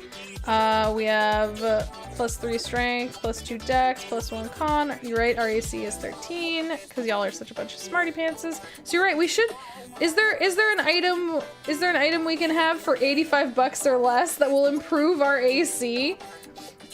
Your birdie is okay, you have a shield, and you were second guessing. Oh, well, I'm glad that got resolved for you. You can't be holding heavy stuff in your burb claws. Okay. So I guess we could get a shield. I don't like the visuals of having a shield. I'm such a brat. I feel like I'm missing some proficiency bonuses. I feel like normally I have more proficiency bonuses than this.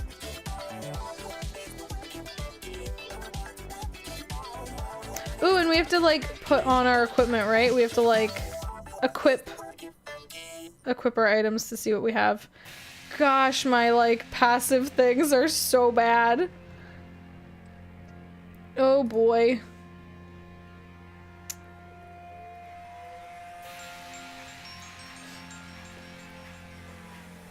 Just always be raging. Oh, that's true.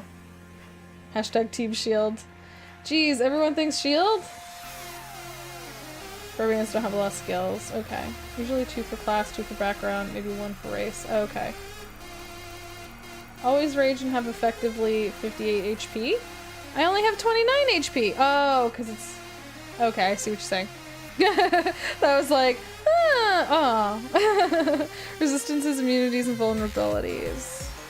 Okay, so I think... Are we done? Is this everything we have? Is this all of our options? Bonus action. Rage! We have 3 rages. Plus 2 to melee damage with strength weapons. Whoa, this music got intense. Holy bananas. Turning this down. Rage! Okay, my watch is yelling at me. Dubstep Birb. Like, I don't know, it's not like you know what? It's a personal I should I go with shield? I'm probably being... Why does it say I have a 60-foot speed? That's not correct. How do I fix that? How do I fix that? Where did I funch this? I funched that somewhere. Dubstep be the liar bird. Yeah. I obviously funched that. I'm not sure where to fix that, but Urban Bounty Hunter, ear to the ground, features and traits, unarmored defense, reckless attack, danger sense. Oh yeah, I put the wrong... Oh gosh, I definitely funched a bunch. I funched a bunch, guys. Let's go back in here. I put the wrong Barbarian type on, because we can't do Battle Rager.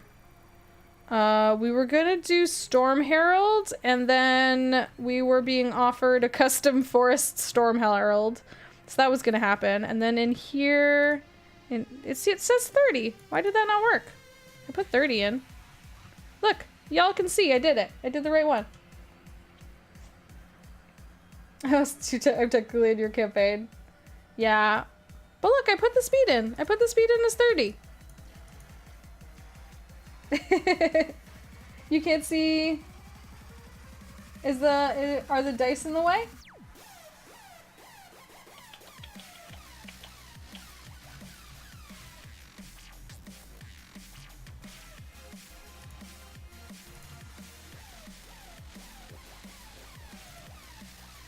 You can just override it on the character sheet. Okay. Oh, I put it into the glide ability? Oops. Did I?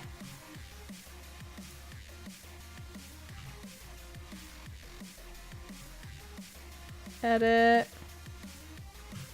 Do. Street smarts, dark feathers, ability increase. Wait, where is it? Where would it be? Oh, it's in the earlier part of it, isn't it? Here we go. It's in here.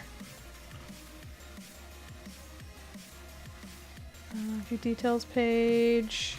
No, that's not the right one. I want to edit it. Come on, DnD Beyond. Edit. Racial traits. Glide. No, I didn't put 60. Did I? Is it in here in modifiers? No, I didn't put a modifier in. I don't see it. You're fine, Sam. You're totally fine.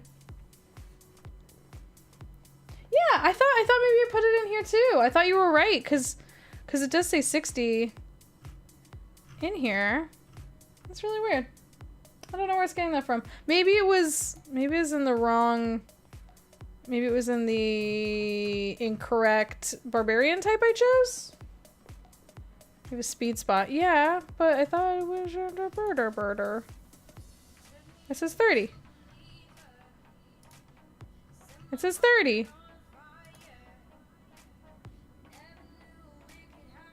It says 30.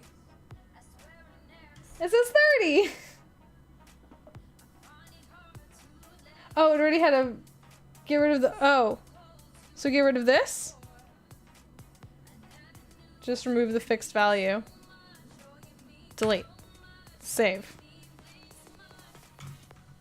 Save.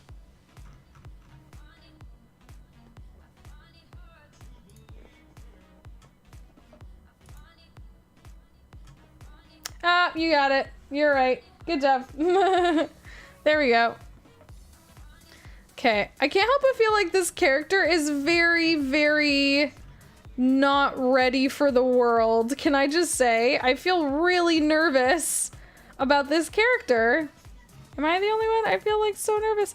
We're not wearing... Oh, jeez. I'm real scared. I'm really worried about, like, I feel like they need other items. He's ready to take on the world. Really? I don't feel like... Really? Really? Aw, you all are being so sweet and supportive, and I'm so scared. I guess because I've never done a barbarian, I guess the whole point of them is that they just rage and then do stuff, right? You smack things. I guess you're right. I guess y'all are right. I'm a big chicken. I'm a big gallus. I should have gone with the gallus type because I'm a big old chicken. They just run in and get hit. That's true. I was nervous, so let's see. What do we got here?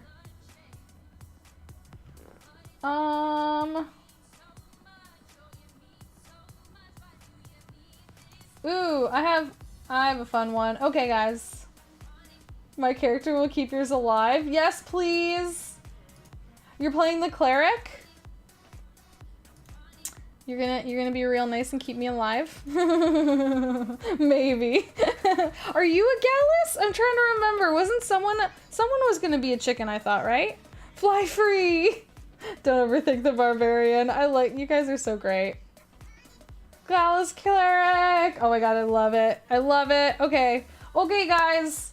Thank you so much for helping me build this character. It was a ton of fun. It was so cool hanging out and chatting with all you guys and making this character. It was so wonderful. Don't forget to come out tomorrow to Kit's channel to see me and Jason and Big Dark Love in the chat. We're all being burbs. We're all being burbs tomorrow. So come hang out with us. Thank you, Kalia. Thank you, Scraticus, and everyone that came over from those raids. I super appreciate it. I heart all your faces. And let's go on and spread the love again. If you feel up to it, you can, shout out any sort of love or heart emotes you have. We have our own little sweet little dear butts. Hold on to your butts with your little dear butts. We're gonna go over and raid another tabletop RPG group over at Laugh Love Lindy, who they're actually running a Teldori game. So if you're a fan of Critical Role, if you're a fan of any of that sort of stuff, they're literally running a little Critical Role type campaign in the Critical Role world of Emon and Taldori and all that sort of jazz. So let's go over there and show them some love. Thank you all for being here, for being awesome. I heart your faces. And I will see you over there in Lindy's channel. Let's surprise them. Let's give them all that love. Let's keep this love raid flowing. I heart your faces. Have a good night, everyone. Hopefully I'll see you all tomorrow. Bye.